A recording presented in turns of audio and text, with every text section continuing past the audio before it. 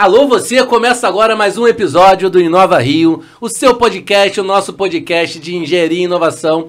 E hoje, gente, nós temos um convidado aqui que vai debater com a gente questões importantes da cidade do Rio de Janeiro. Então, por favor, meus amigos, deem boas-vindas ao subprefeito da Zona Sul, Flávio! Aê. Muito bem! Flávio. E compondo essa mesa hoje, de volta finalmente aqui à mesa em 2023, Éber Bispo aqui à minha direita. Salve, prazer pessoal estar de volta. É sempre um prazer dividir a mesa com meus amigos. Tem sido difícil nos últimos dias. Pois é, Éber que tá meses atarefado profissionalmente, mas hoje fez uma questão aqui para poder estar junto com o nosso querido Flávio e também aqui compondo essa mesa, Édipo Lázaro. Salve, salve meus amigos, saudade de estar aqui de novo toda semana. E é um prazer estar aqui contigo, Flávio. E o Éber também, como sempre. Agregando demais. É só amor. Flávio, que é economista, está hoje à frente desse desafio, que é a área aí, maior chamariz, vamos dizer assim, né? Maior atenção da mídia, que repercute muito quando tem qualquer questão que é a Zona Sul da cidade do Rio de Janeiro, não só no Rio, mas repercute nacionalmente, até mundialmente, dependendo da situação. E um garoto, né, cara? Eu posso falar isso, 24 anos, né? Como é que é, Flávio? E aí, já se apresentando para o nosso público, tão jovem, cara, assumindo aí esse desafio desse tamanho, o que te levou para isso, né? Vir para a vida pública, como é que é essa coisa? Começa a contar um pouquinho aí pra gente.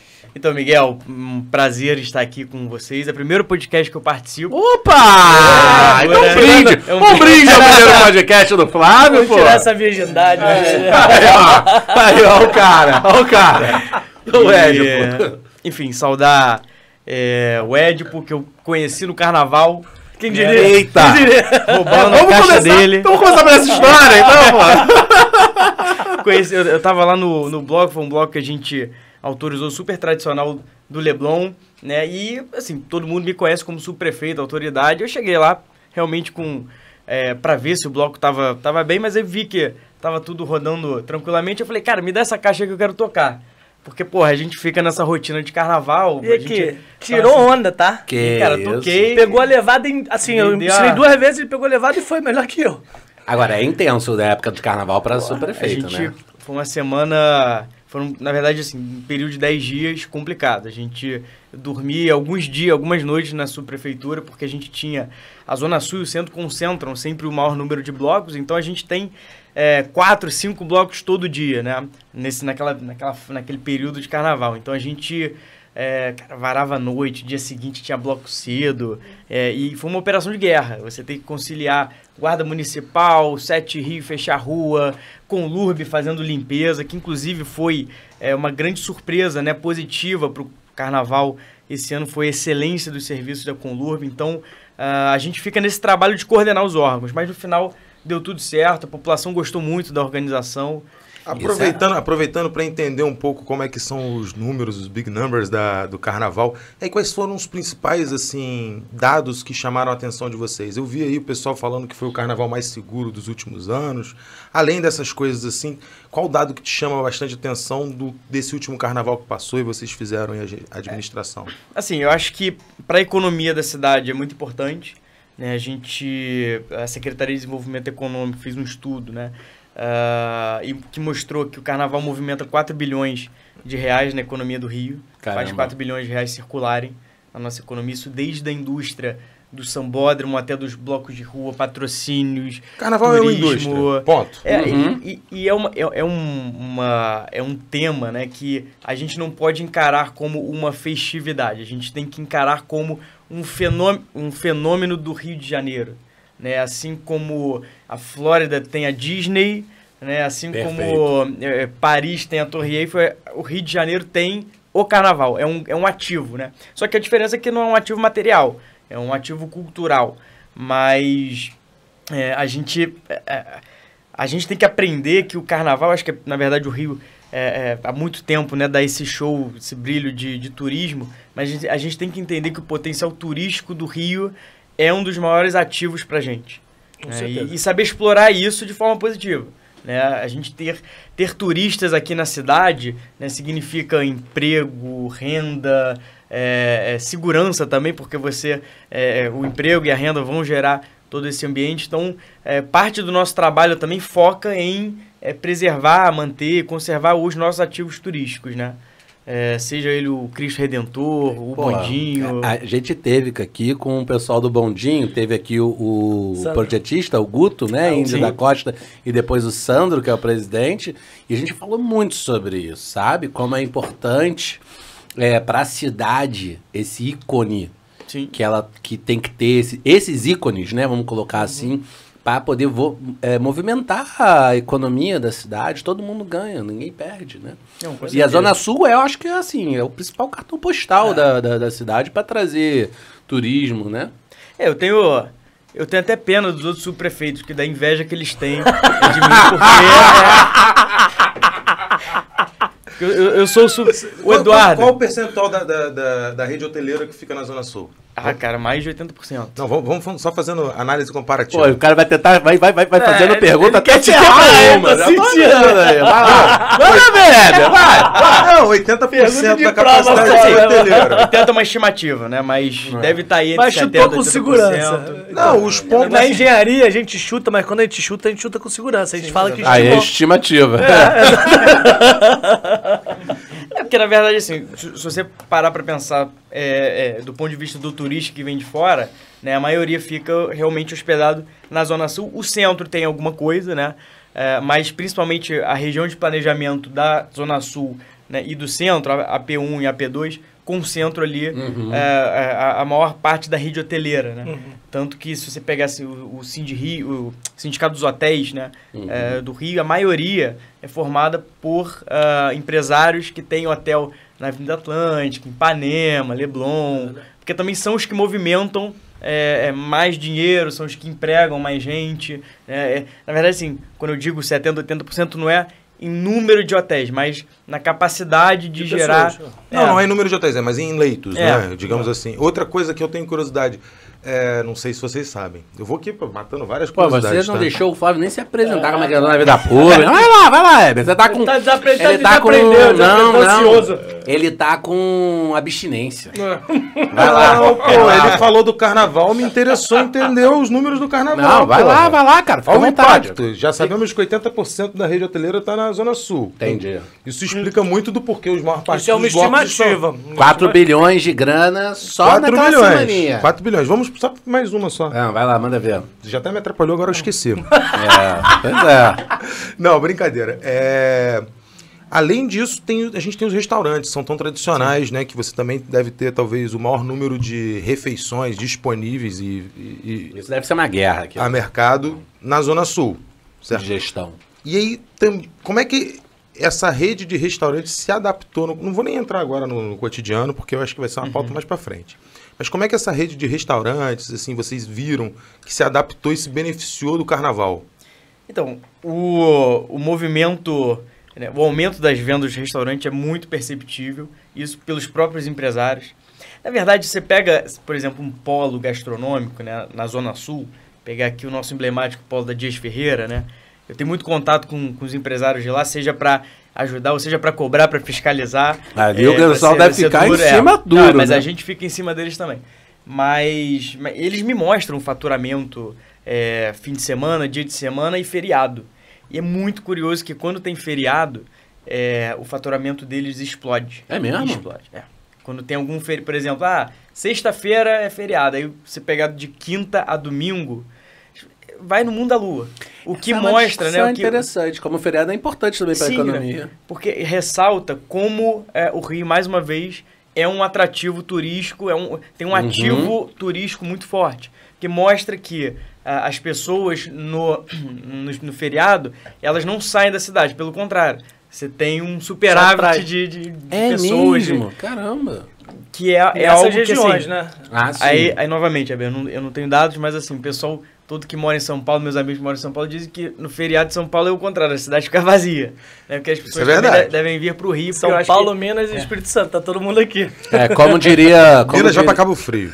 O George tem até um corte aí que fez sucesso, falou assim, aquele Washington Oliveto, que perguntaram para ele qual era a melhor metrópole do mundo, né? São Paulo, Nova York, ou Paris, ou Londres. Ele falou, sem sombra de dúvidas, São Paulo. E ficou todo mundo meio assim, né? Numa entrevista internacional, ele é a única que tá a 40 minutos do Rio de Janeiro. Eu tava nesse dia. Excelente resposta, né? Perfeita resposta. É verdade, pô, é verdade. Mas voltando aqui, agora que o Weber já fez lá a catarse dele, né? De perguntas antes, a gente deixa dados. O Flávio se apresentar, cara. Pô, como é que foi essa história de virar subprefeito?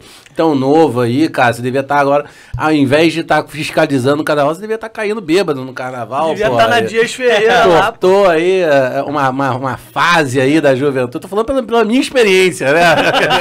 Que já passou por essa fase. Legal, você não era subprefeito, você era do DCE e fazia só chopada. Pois é, a gente fazia as chopadas, né? Mas eu também já... Como é que foi isso? Conta um pouquinho pra gente. Eu já organizei também muita chopada na faculdade. Bem-vindo ao time. É do time. Significa que você já tá apto também pra ser subprefeito. Né? Minha esposa me mata numa situação como essa. Hoje. Mas, enfim, eu conheci, né, o Eduardo em 2019, por um fato curioso. Eu tava numa viagem em Israel, né, com uns amigos no ônibus, e eu sempre gostei muito de política, né? Desde que eu entrei pra escola, eu sempre participei de movimento de que legal. Estudantil. Aonde você estudou? Eu estudei no Abel, em Niterói.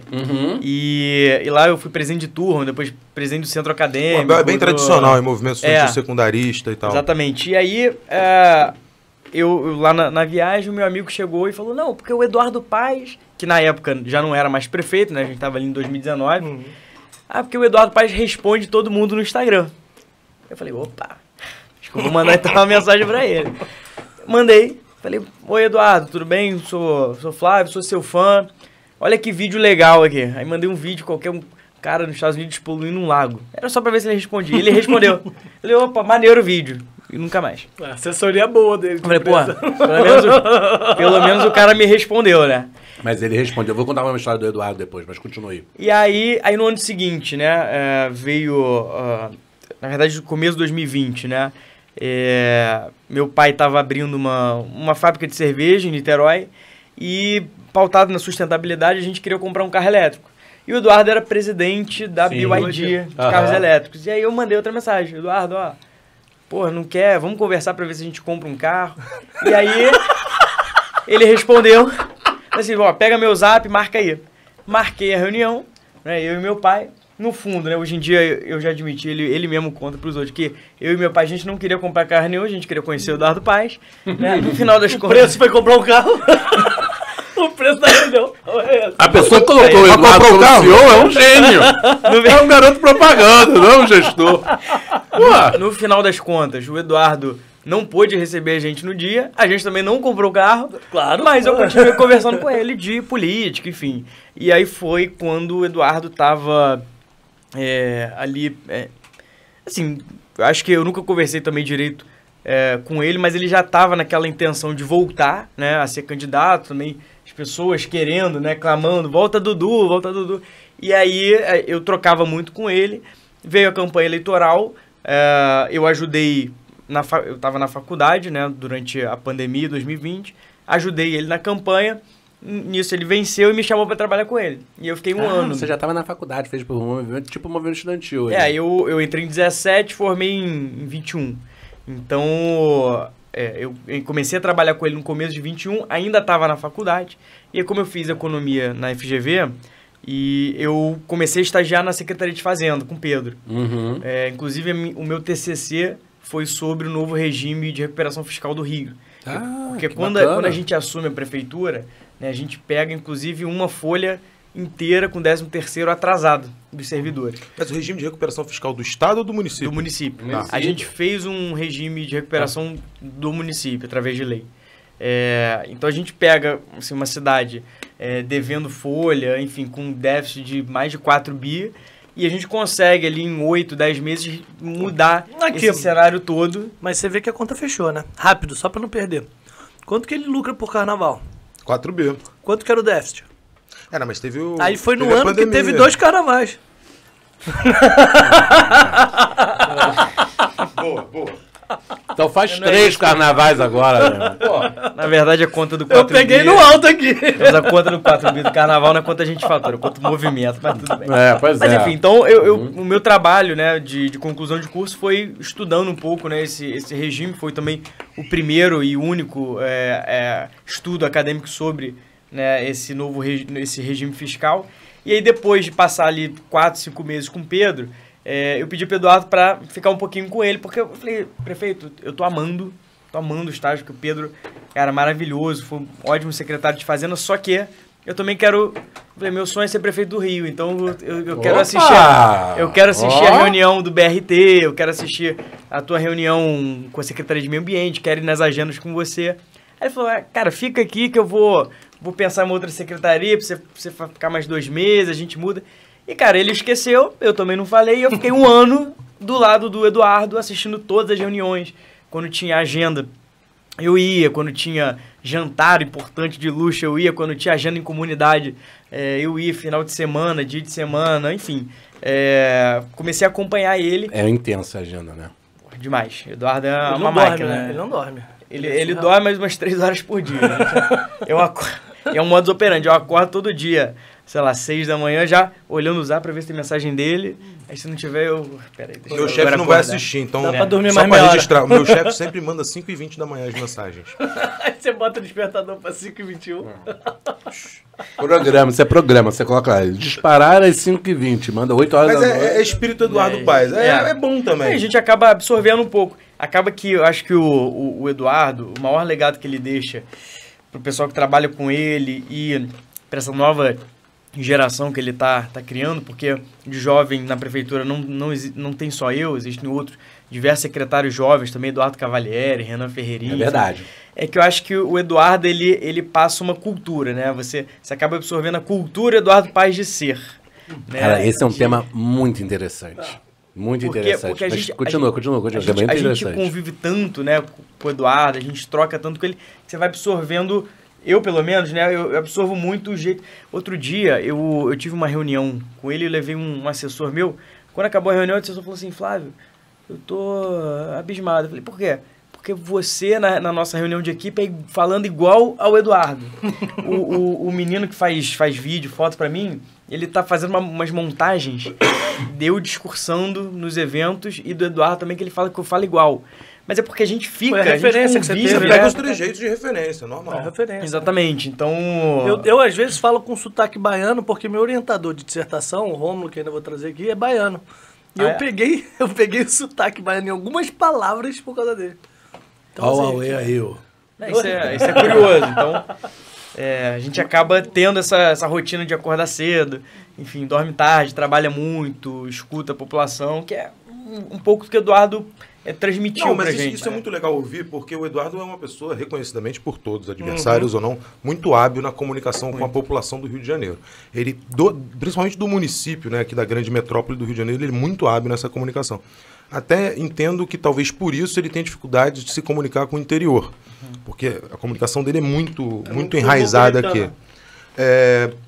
Mas eu acho isso muito interessante, porque você vê que o núcleo dele de gestores que você tem tanto nas secretarias quanto nas subprefeituras, eles vão desenvolvendo essa habilidade de comunicação com o povo carioca, que é muito saudável, porque você recolher a demanda da população é mais difícil, você entender de fato a demanda da população é o que aproxima a gestão pública e o Eduardo faz uma coisa que você da necessidade, né? Você vê lá nos Estados Unidos, você vê na Inglaterra, você vê em alguns lugares, mas aqui no Brasil é difícil, que ele se comunica pelo Twitter dele, né? Não, inclusive a gente vai convidá-lo pelo Twitter, né? Porque a gente já sabe que pelo Twitter ele responde. Vamos convidá-lo pelo Twitter, porque de repente ele aceita vir aqui falar com a gente, pô. Eu acho que a gente tem que fazer, já é a primeira história. De repente é uma.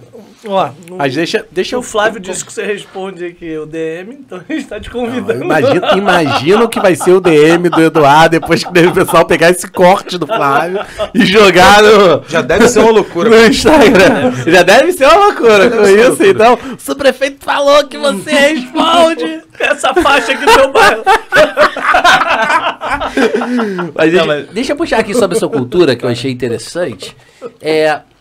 Uma coisa que eu acho que é muito forte, né? O Eduardo, ele transmite, e aí eu queria ouvir de você, o pessoal brincou, ele não dorme, quer dizer, ele transmite essa cultura de um cara que eu vou botar assim, apaixonado, workaholic, pode usar o adjetivo que quiser, mas... Presente.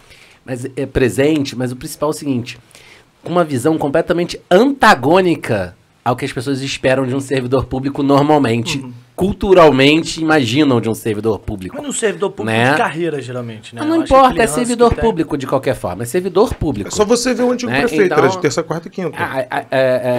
As pessoas têm uma tendência, quando se fala de serviço público, falar, aquele cara que não quer trabalhar, que bota o paletó, não sei o que e tal, e de repente se depara com uma cultura nesse nível, né? E como é que é essa questão, né?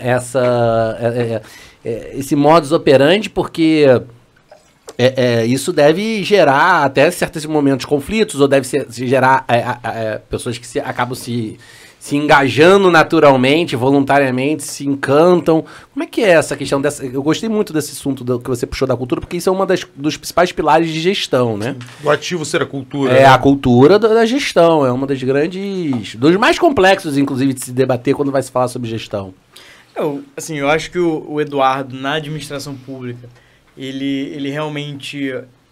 Ele veio para mostrar como é possível você fazer gestão pública junto com a política, que não dá pra gente negar a política, né? Existem movimentos, inclusive, antipolítica, mas o Eduardo demagogo. É a prova viva de que dá para você conciliar fazer gestão pública com movimentações políticas, né?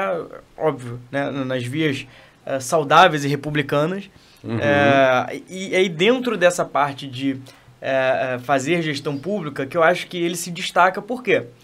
Porque ele, assim como até eu, ele nunca teve necessidade na juventude, na infância, então estudou em colégio privado, veio da Zona Sul, e é um cara que hoje você vai final de semana falar com ele tá numa feijoada da Portela, tá na Zona Oeste, conhece, eu assim, desconheço outra pessoa que conheça tão bem a cidade, os bairros, como o Eduardo, né? Porque é um cara que conseguiu sair daquela bolha, né? De Zona Sul, de classe média, classe alta, para entender os problemas da sociedade, né?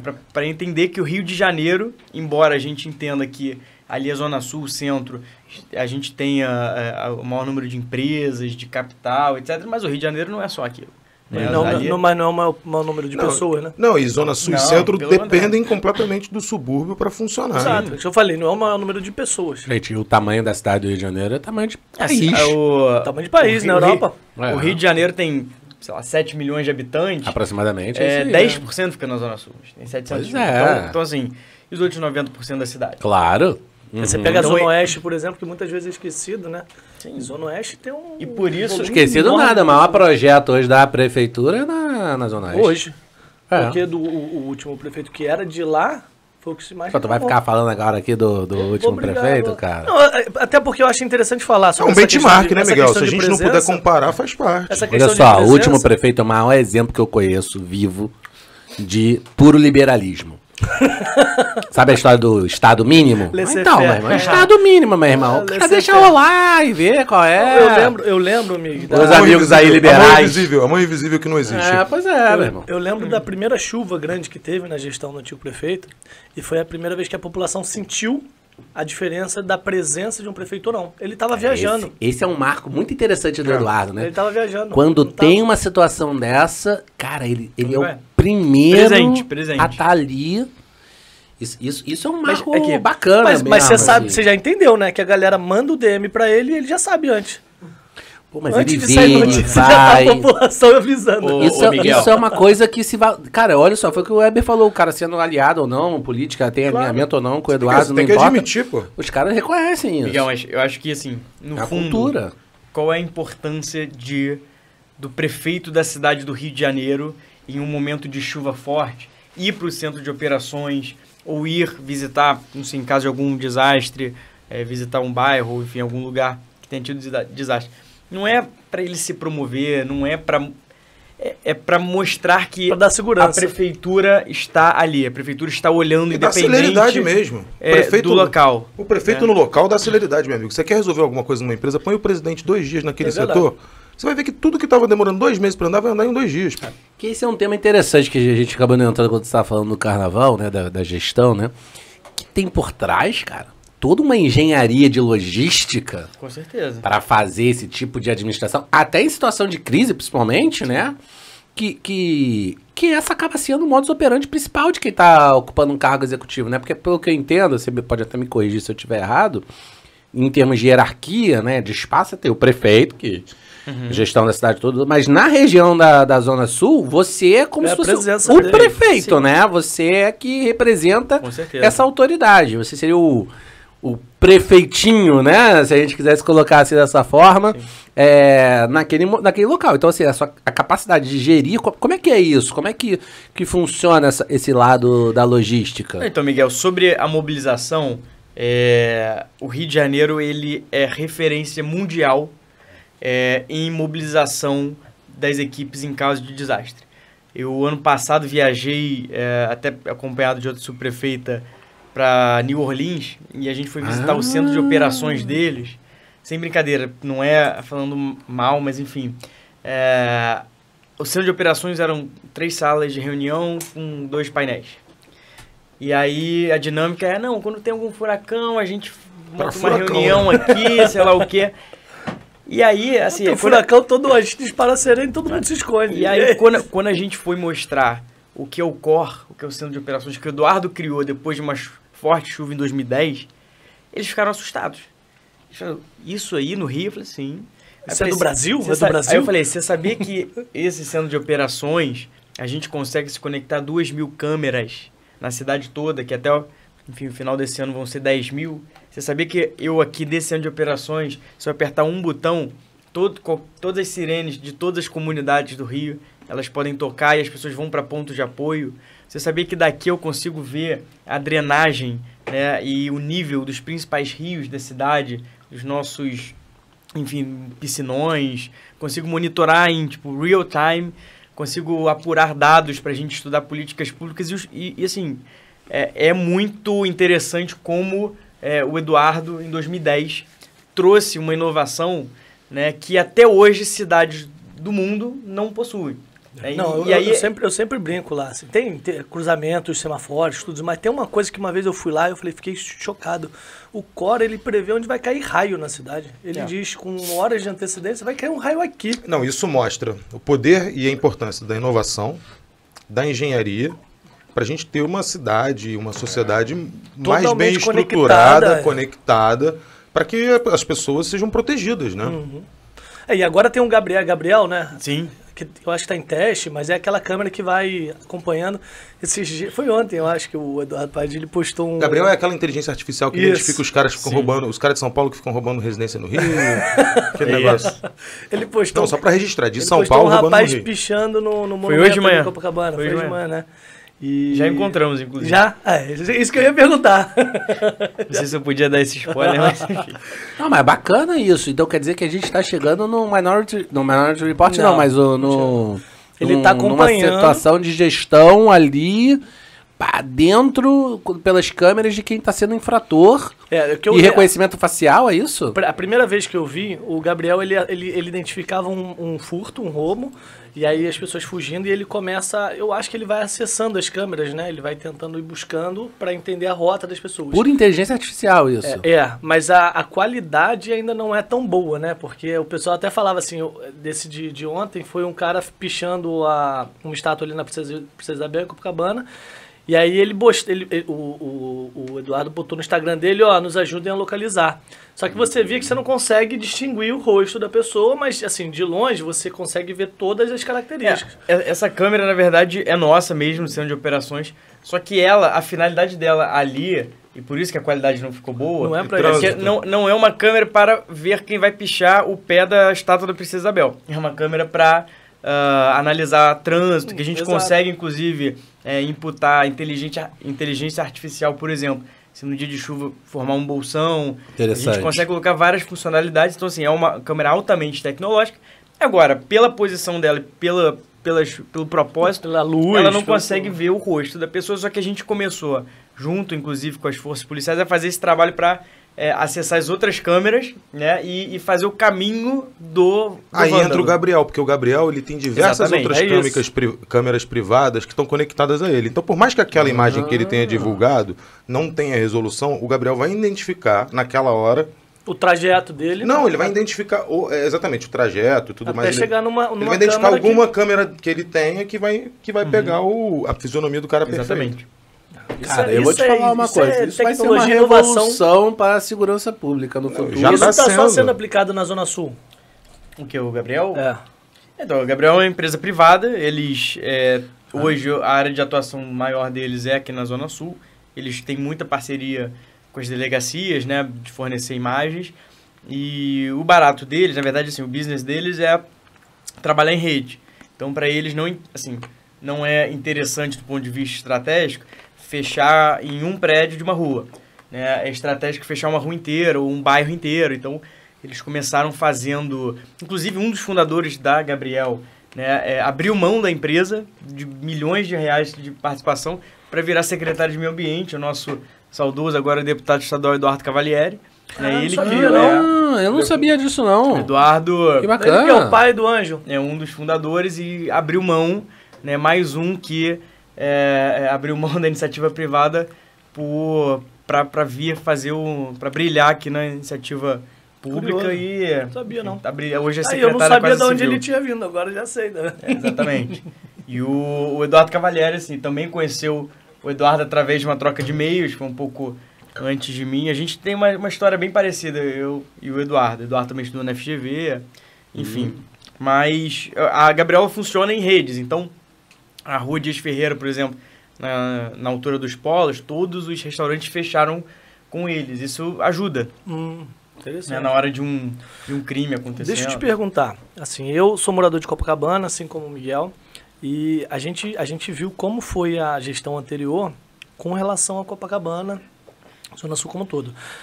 Com relação à lixeira que sumiu, não tinha mais lixeira em lugar nenhum, moradores de rua, total abandono. E assim, a gente vê progresso acontecendo, assim, algumas coisas acontecendo. Então, assim, qual foi o principal desafio que você encontrou dentro da subprefeitura aqui da Zona Sul?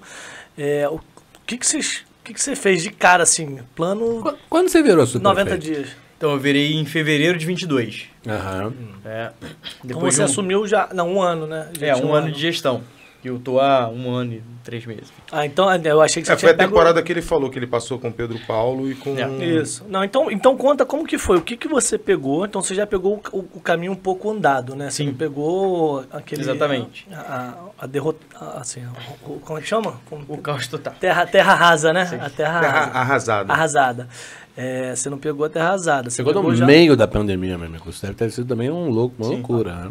E Então, como assim, que foi isso? E assim, traz alguma novidade aí do que a Então, gente está pensando? A gente gosta de... Spoiler. Eu gosto de spoiler. Exemplificando um pouco Copacabana, Copacabana é um dos bairros mais complexos para a gente administrar na cidade. Por quê? Porque ele é um bairro muito diverso. Quando você vai, por exemplo, vou pro Leblon, ou pra Gávea, vou pro Jardim Botânico.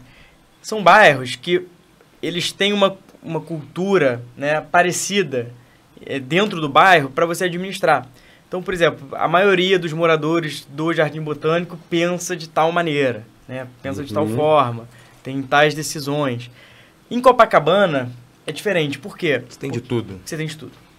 Você vai na praia de Copacabana, você tem a escolinha de futebol, aí você tem o cara que é o barraqueiro, aí você tem um cara do quiosque, aí você tem o ambulante legalizado, aí você tem O não legalizado. o não legalizado, e aí você, enfim, Você tem um morador, você tem um cara que chegou de metrô. você tem um você turista, Uber, o cara que o turista de fora Do do, mundo Brasil, inteiro. do mundo, você tem um turista É o que vem bairro- da Zona Norte, então É o assim, bairro mais famoso, em termos de nome, eu acho que é o bairro mais famoso do Sim. Brasil. É o mais famoso e mais visitado. Então, Copacabana é uma marca muito forte, né? Quando eu morei fora, eu morei na Alemanha, eu falava que morava no Rio de Janeiro, o pessoal, quando eu falava Copacabana, então assim, esquece. O pessoal, São Paulo, esquece, Copacabana. Nova York, durante muito tempo, a casa de festa mais famosa de Nova York Era se chamava Copacabana. Copacabana. então é um bairro muito, muito complexo para a gente conseguir conciliar, né? Diferentes tipos de demanda, diversos interesses. Você tem o morador, né? Você tem muitos idosos morando em Copacabana, mas você tem muito turista jovem, e aí você, enfim, a gente tem esse desafio de conciliar. Quando a gente pega, enfim, Copacabana, a gente tenta trabalhar sempre com a teoria da janela quebrada, né? Eu sempre gosto de dizer que Copacabana é um típico caso do que a gente tenta aplicar essa teoria para melhorar o bairro. Por quê? Você deixou muito tempo o bairro sem os cuidados, e aí você pega os últimos 4 anos, você não teve fiscalização, você não teve reparo, conservação, limpeza, e aí agora a própria, não é a população, mas os próprios infratores, né, se sentem em casa em locais impróprios, como a teoria da janela quebrada diz. A teoria da janela quebrada diz que você tem a casa, né, onde você tem uma janela quebrada. Alguém atira uma pedra e joga uma pedra, quebra uma janela da casa. Se você não reparar essa janela o quanto antes, a próxima pessoa, né, que talvez queira atirar uma segunda pedra vai se sentir mais confortável. E isso se aplica com pichação, se aplica com lixo.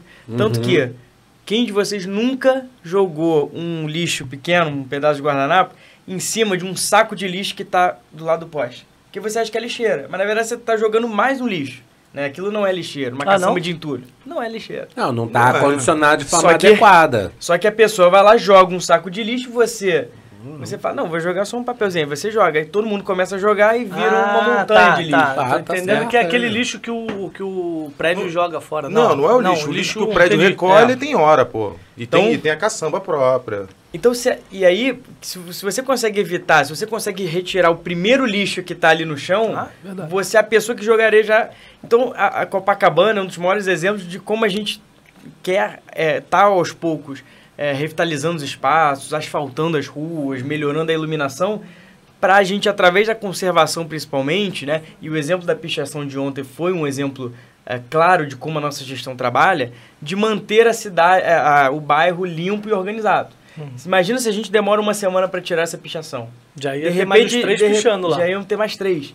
Então, isso da pessoa pichar à noite, né? Foi de madrugada, 2 da manhã, e às 5 da manhã, 3 horas depois, já ter a Colurb tirando, demonstra assim, o nosso carinho. E no dia seguinte, a pessoa está identificada, exposta. Exatamente. Pelo prefeito da cidade do Rio de Janeiro, no Instagram. A gente já falou isso aqui, quando teve aqui o Cláudio Dutra, a gente falou sobre isso. Isso aí é um trabalho maravilhoso que o prefeito está fazendo, usando suas mídias sociais. Sim, em termos de manutenção da cidade. O BRT é o exemplo da teoria da janela quebrada. Você ficou, né? A gente fez o modelo da concessão, entrega 2016 com 400 ônibus. Aí você ficou 4 anos sem manutenção no ônibus. Aí o ônibus, obviamente, pela idade, ele começa a precisar de manutenção, aí você não tem manutenção. Aí o cara vai lá, picha um negócio, você não tira, não tem fiscalização. E aí no final, as pessoas incorporaram esses ninguém mais pagava passagem. Exatamente. Você sabe uma cultura o que você vê muito claro é quando o cara sai do metrô na central e entra no trem. Exatamente. Na mesma estação, as mesmas pessoas. Eles saem ordeiramente do metrô, sobem a escada rolante, passam na bilheteria do trem e se engalfiam, no sentido assim, sempre que chega um trem novo vazio, você vai ver pipoca voando, criança chorando, senhora no chão, porque é uma briga para as mesmas pessoas que saíram ordeiramente do metrô. Porque existe uma cultura do trem ter um comportamento mais animoso do que dentro do metrô. É aí que eu falo sobre a questão da cultura, cara, que é um negócio muito forte. E vem nos detalhes. Exatamente. A cultura se constrói nos detalhes, como você falou, na presença. A teoria da janela quebrada é muito boa para exemplificar isso. Sim. É muito boa. Agora sim, do ponto de vista de infraestrutura que a gente tem hoje em desenvolvimento, não só em Copacabana, mas aqui pela região que você administra. Mas principalmente Copacabana. 50% dessa mesa está preocupado. É interesse próprio. Mas... Urca também, então, vamos lá. Foi mal, vai lá. Minha família da Urca. Aí os votos da Zona Norte. Não, também, então vamos puxar aí, mas ele é o prefeito da Zona Sul. Tô brincando, mas assim, eu acho que é legal você dar uma listada do que vocês estão reestruturando, fazendo de novo. E também eu acho que pode falar um pouco de tecnologias novas, que você já falou do Gabriel, mas de algumas coisas que são interessantes que estão aí começando a serem implementadas e que a gente pode ver nos próximos meses. Então, Heber, para você ficar feliz, né, tem uma notícia aqui, que Copacabana é o único bairro da cidade que todas as ruas vão receber asfalto novo.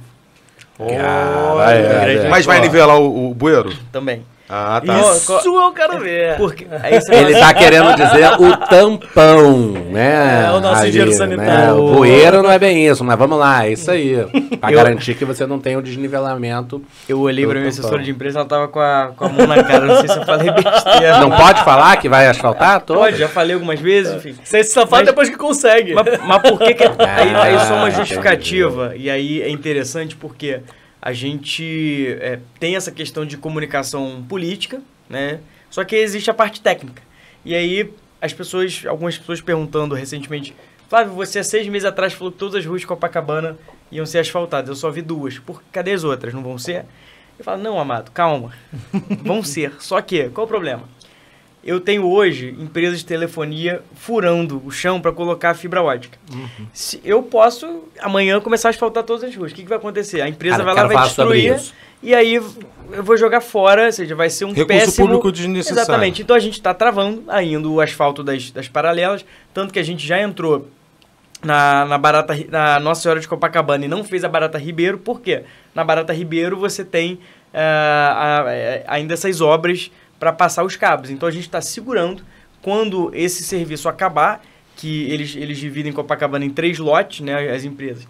Quando eles acabarem o primeiro lote, a gente começa a entrar na Barata, na Toneleira, enfim, todas as outras, e vamos fazendo aos poucos, né? Agora, você queria fazer uma pergunta? Não, eu queria falar, porque, assim, agora você pegou bem no meu tema aqui na minha área profissional. Eu sou engenheiro civil, mas atuo na área de saneamento, né? Trabalhei na SEDAI há muito tempo. E, cara, uma coisa que eu sempre conflituei quando vai se discutir sobre um plano diretor urbano é a gestão do subsolo, que é completamente negligenciada, impacta, assim, drasticamente na vida do cidadão e ainda mais no gestor público. Porque foi o que você falou. Imagina, né?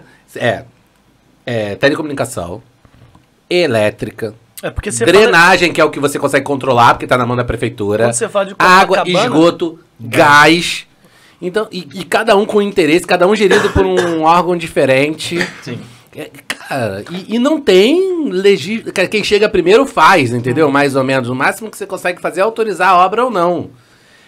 Não tem uma regra clara. Você vê, às vezes, um rompendo do outro e o problema passa a ser do outro. Assim, a recuperação, muitas vezes, da pavimentação, porque quando tem um reparo emergencial, é feita de qualquer forma. E aí, né? Como é que é essa gestão e como é que é lidar com essa questão? E o que a gente pode fazer para melhorar isso? Ô Miguel, na verdade, assim, normas e regras você tem, só que elas são recentes. E quando você pega um bairro como Copacabana, né, cuja a infraestrutura foi feita há 80, 100 anos atrás... Fora as coisas abandonadas. Perfeito. Você não tinha essas regulamentações. Então, hoje, a gente faz obra de bairro Maravilha, na Zona Oeste, Zona Norte, você já tem um padrão, tem normas ABNT, normas de altura, enfim, de bueiro, de dutos, só que como é que você faz para adequar uma cidade inteira antiga, né, para esses novos modelos? Então a gente vai fazendo aos poucos, né? Agora, o nosso trabalho, um trabalho importante da prefeitura, é o de fiscalização, não só das pessoas, mas das empresas que fazem intervenções em espaços públicos. Então, seja a companhia de águas, quando ela faz um buraco no nosso asfalto para fazer um reparo, ela tem que entregar aquele asfalto como ela encontrou. Né? E isso é uma tecla que a gente bate muito, porque a gente... Então depois você vai ter que gastar por aquilo. Exatamente. E acaba que, para o cidadão... Você, né? A gente. Né? O cidadão, com todo respeito, ele não quer saber se foi Águas do Rio, se foi Naturgy, se foi Light. Ele vê o asfalto, cara, prefeitura, e tem que pensar assim mesmo. É um papel da prefeitura ali, manter aquilo ali. Só que agora você teve essa nova concessão de água que está de fato quebrando tudo, né? Então estão mudando toda a estrutura, ou seja... Para melhorar o serviço, só que causa esse impacto pra gente. Então a gente fiscaliza, a gente não autoriza intervenções. Às vezes a Águas do Rio quer parar a Borges de Medeiros meio-dia, ou 6 horas da tarde, pior ainda. A gente fala, não, vai fazer meia-noite. E aí entra... Claro. Aí, A gente lá em Nova Iguaçu, a gente não tinha esse poder, porque ele chegava e depois falava, mentira. Eu falava, pô, legal.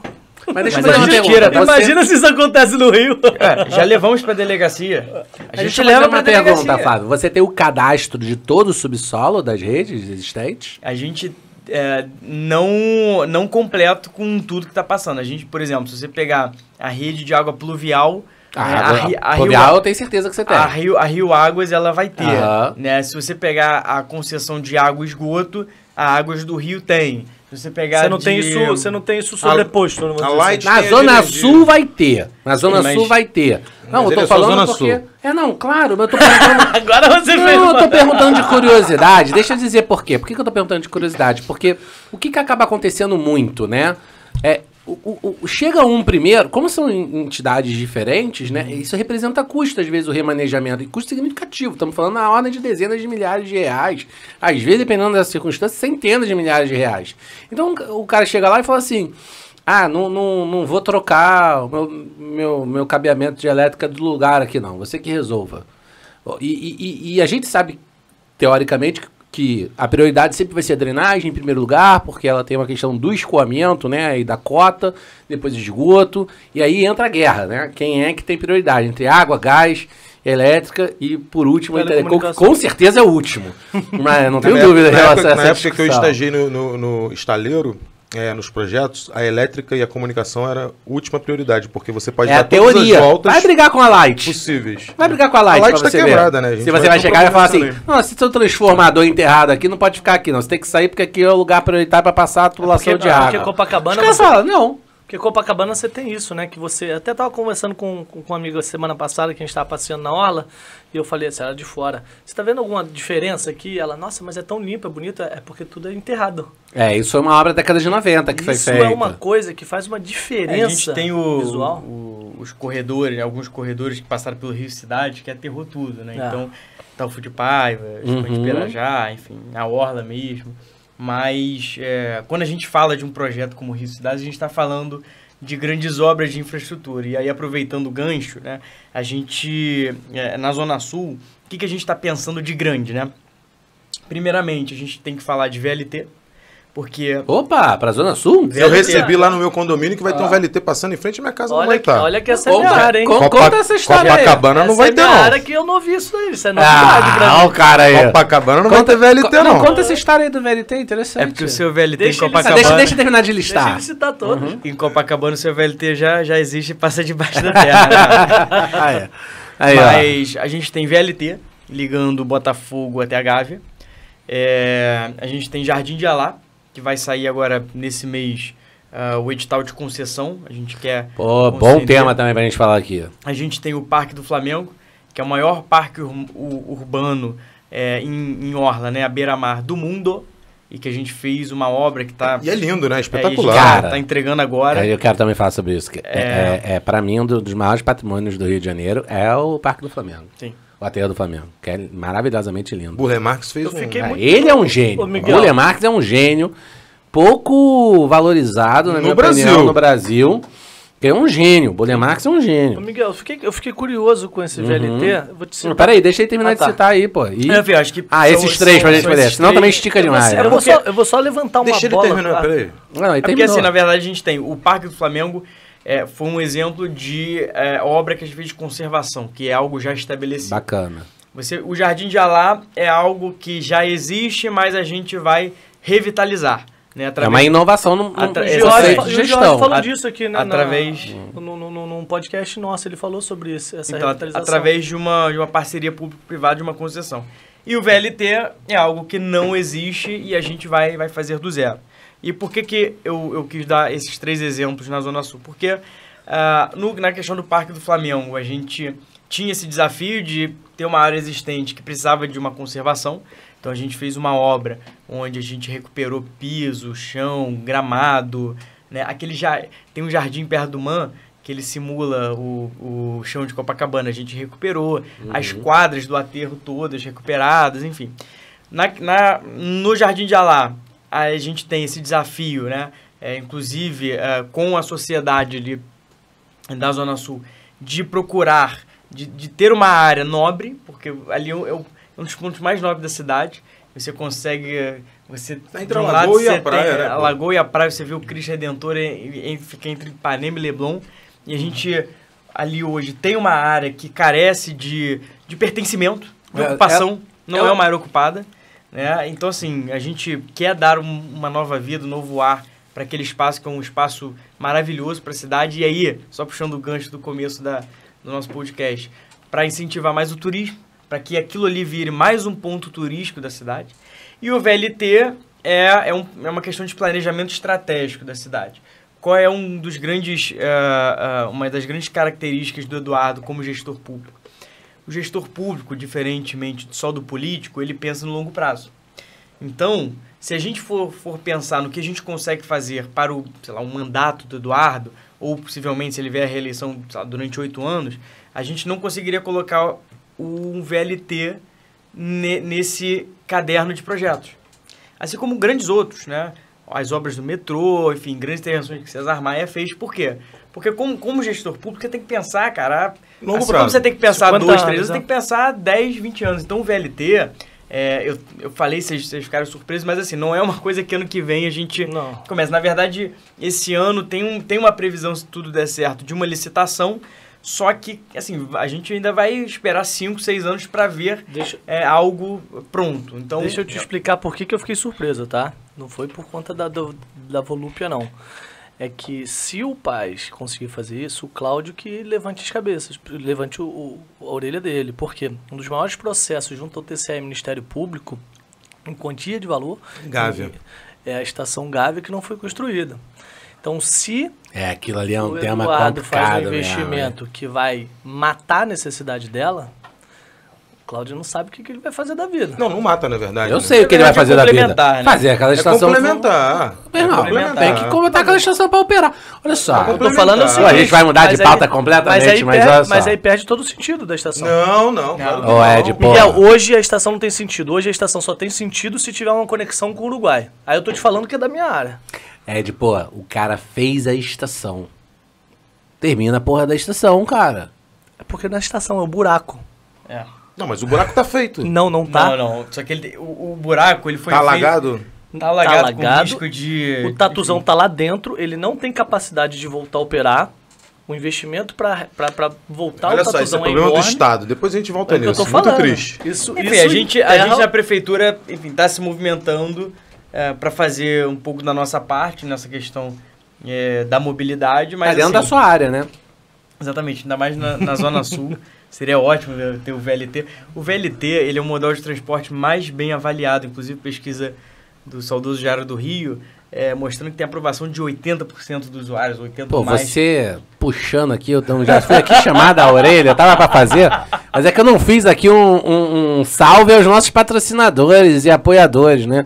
Diário do Rio, onde a gente sai a plataforma, obrigado aí pessoal do Diário do Rio, Clube Empreendedora, onde tá rolando esse estúdio aqui maravilhoso, a ABS Rio, que é a Associação Brasileira de Engenharia Sanitária e Ambiental, que estará saindo agora no dia, estará saindo é ótimo, eu tô aqui bem proluxo, que vamos fazer o Save the Date, do nosso evento Saneia Rio de 2023, muito bom. Dia 11 de julho, onde vamos debater saneamento em favela. E aí é um tema que também a gente pode falar aqui, legal, né, Flávio? Um bocado, que vai ser legal.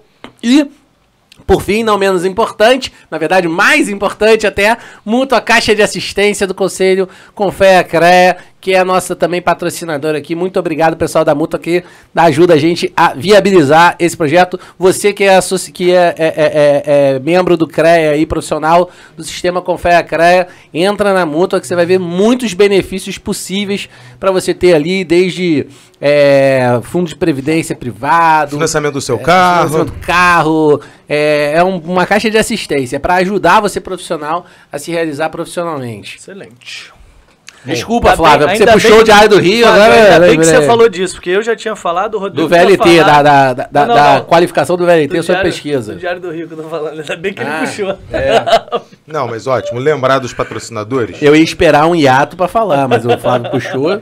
Mas então o Diário do Rio avaliou muito bem o VLT, é um dos modais mais bem eles avaliados. divulgaram, né, uma pesquisa, agora não me recordo se foram eles que fizeram ou só usaram para divulgar, mas mostrando que o VLT ele tem enfim, uma avaliação muito positiva dos usuários, né? É um modelo de sucesso. A prefeitura está fazendo o terminal intermodal Gentileza aqui no centro, justamente para poder ligar também o BRT Transbrasil, né, ao VLT, né, que não chega até então, com ônibus municipais e intermunicipais.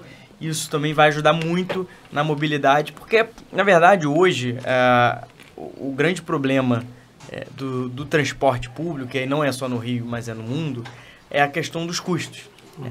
É um modelo, e aí a gente pensando aqui como economista, né, eu pelo menos, é um modelo que gera um bem-estar social grande, porque desafoga o trânsito, mas são custos que, de certa forma, você precisa do Estado para subsidiar.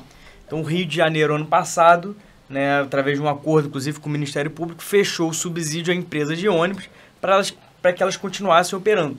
São Paulo, Paris, Nova York já fazem isso há anos, se não décadas. E a gente, ano passado, fez... Porque, enfim, existe...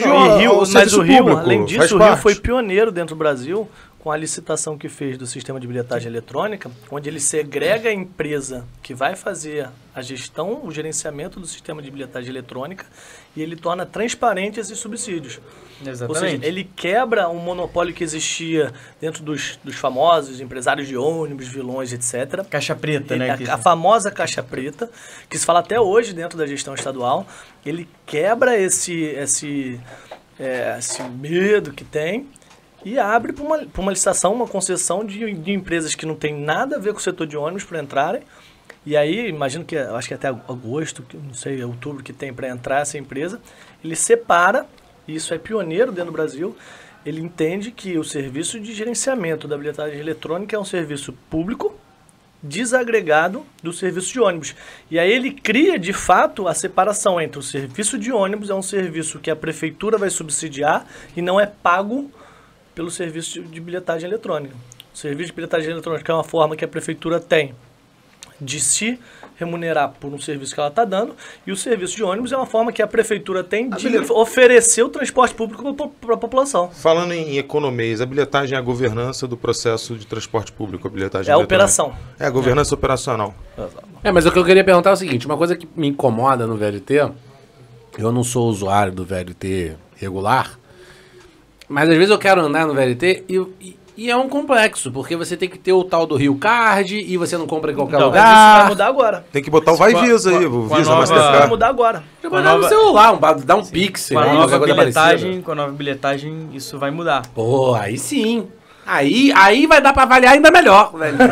Você vai poder igual. Aí eu vou passar a andar de VLT, porque hoje em dia eu não ando por causa disso. Imagina se além do VLT, você puder entrar no ônibus e pagar.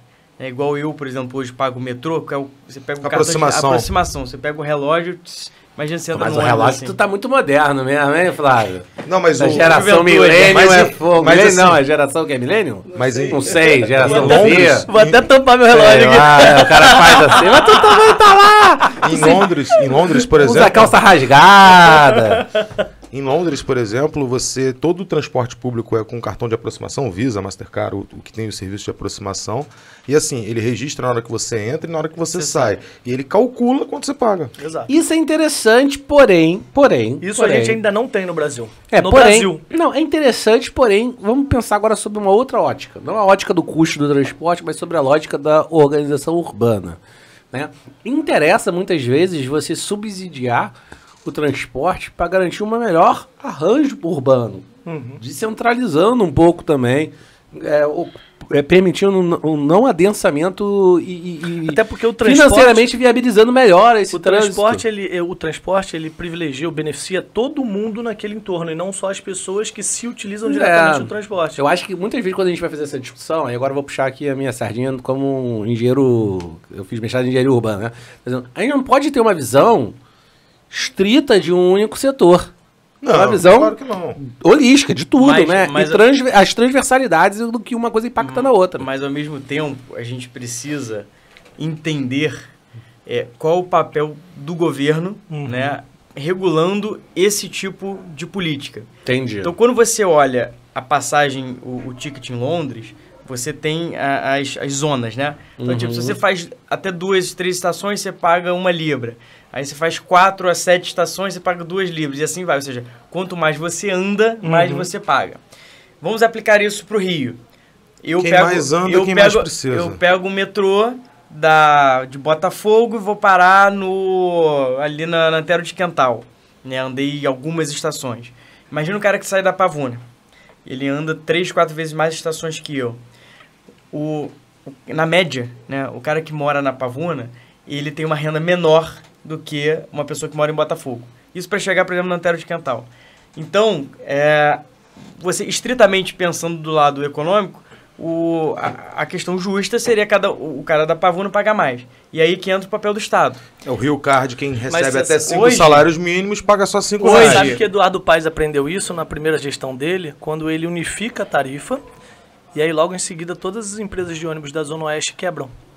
Por quê? Porque o custo da operação da Zona Oeste é mais alto do que o custo da operação da Zona Sul. E aí o que acontece? Hoje no metrô, se a gente paga R$6, o que está acontecendo? Digamos que o meu custo para o metrô seja 4, então na verdade eu estou pagando R$2 a mais do que eu deveria pagar, e o cara da Pavuna, a passagem dele em vez de 6 deveria custar 8, então na verdade eu estou subsidiando a passagem do cara, da pessoa que está pegando a Pavuna, e no final a gente está pagando ali a média 6. Não é errado nem certo, é só uma decisão. Agora a minha pergunta é, o restaurante lá do centro, que o cara da Pavuna saiu de casa, foi trabalhar no centro e almoçou no centro, esse restaurante está sendo beneficiado por esse transporte que levou o cara, e ele não paga a tarifa. Quem cara, ele paga imposto, pô. E os impostos servem pra isso. Mas o imposto ou o subsídio, essa é a discussão entre quem paga é o usuário ou eu quem paga... Eu concordo plenamente com o Ed, pô. Sabe por quê? Porque aí quem tá subsidiando é o outro cara que usa o transporte público, que muitas vezes também é um cara ali que tá apertado de grana. A ideia do transporte a lógica que o Ed tá discutindo. Por isso que é importante abrir o subsídio e a tomada de decisão não pode ser interna. Claro. Não, mas é isso que... Olha só, eu acho que é complementar. Porque o subsídio, não é porque o cara mora na Pavuna que ele tem que receber o subsídio, simplesmente. Tem que ser porque ele tem a necessidade econômica, ou seja, você tem que estipular faixas, né, tiers de renda. Então você põe lá até 5 salários mínimos de renda. Porque você vai chegar num ponto onde andar de carro é mais barato do que andar de transporte público. E aí você vai jogar a pessoa para o transporte individual. Óbvio que com tudo isso aí você tem outro problema. Óbvio que com tudo isso bem calculado, né? Eu não estou falando para ninguém cobrar arrombar. Esse seu conceito está perfeito. Desde que não seja em cima do transporte público. Não, porque, olha só, vamos lá. Não, porque, por exemplo, a elétrica, né? Não. Aí tá ok o que ele tá querendo Não, mas olha só, eu quero fazer uma linha de pensamento um pouquinho mais... Porque ele chegou no ponto do restaurante, eu quero fazer uma provocação. Porque assim como toda atividade, você tem um efeito multiplicador da atividade de renda ali, do transporte, da infraestrutura em questão, ele tem toda essa infraestrutura tem um efeito multiplicador de renda, econômico e tudo mais. Sim. E aí você passa a ter segmentos econômicos da cidade extremamente prejudicados. Por exemplo, o cara que vende quentinha, o cara é um assassino de emprego.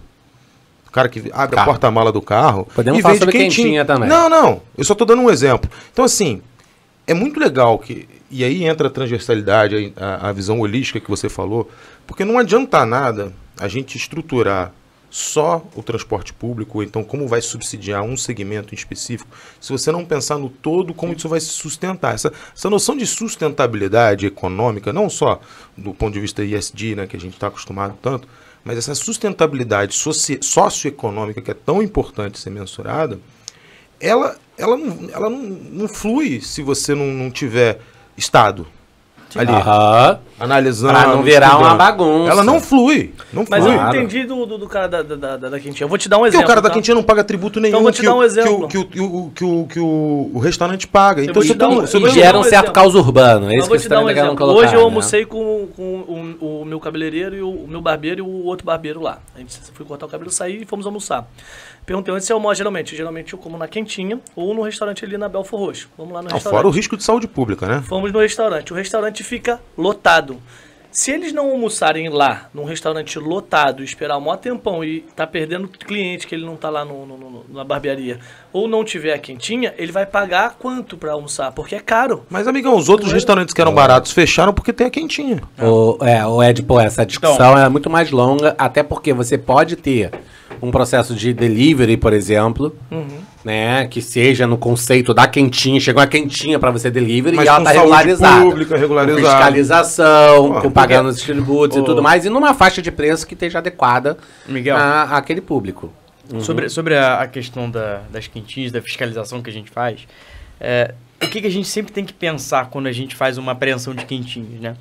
Não é que a gente nós somos malvados, queremos prejudicar o trabalhador ali, o único.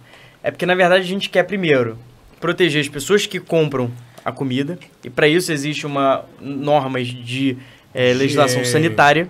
A gente quer proteger o cara do bar, né, que gera empregos e paga os impostos, e quer que ele continue assim. Porque se você pegar a indústria das quentinhas, aí dando um caso clássico na Lagoa Rodrigo de Freitas, se você imagina a Lagoa hoje, né, porque a gente faz ações semanais apreendendo as quentinhas, imagina um dia que não exista nenhum vendedor de quentinha, a gente chama de D0. E você tem os bares, os botequins, que o cara ali com toda a regulamentação, com a alvará sanitária, empregando gente em CLT, ele faz a sua comida, vende teu pratinho ali, sua marmita R$12, e os trabalhadores, os pedreiros, enfim, as pessoas das redondezas consomem. Aí entra um player, né, que ele vai lá e vende quentinho. Ele abre a mala do seu carro, o carro ele não paga IPVA, então ele já não está dentro do sistema da formalidade. Ele ali vende uma comida que ele não está pagando nenhum imposto, ele não está empregando ninguém, ele não tem normas de higiene, e com isso, né, ele consegue baratear o custo dele, e aí em vez de 12 ele vai lá e vende a 10. E aí as pessoas começam a comprar com ele. À medida que elas vão comprando, um dos bares, dos 100 bares que tinha em Ipanema, um bar vai lá e fecha. Por quê? Porque a clientela foi pro cara da quentinha. E aí, isso as pessoas não conseguem ver. O bar vai lá e fecha, demite 4 pessoas. Esses 4 trabalhadores, o que fazem? Não estou falando que são exatamente isso, mas 4 trabalhadores, o que fazem? Vão vender quentinha. Pegam seus carros e vendem quentinha. Então, em vez de 1, são 5.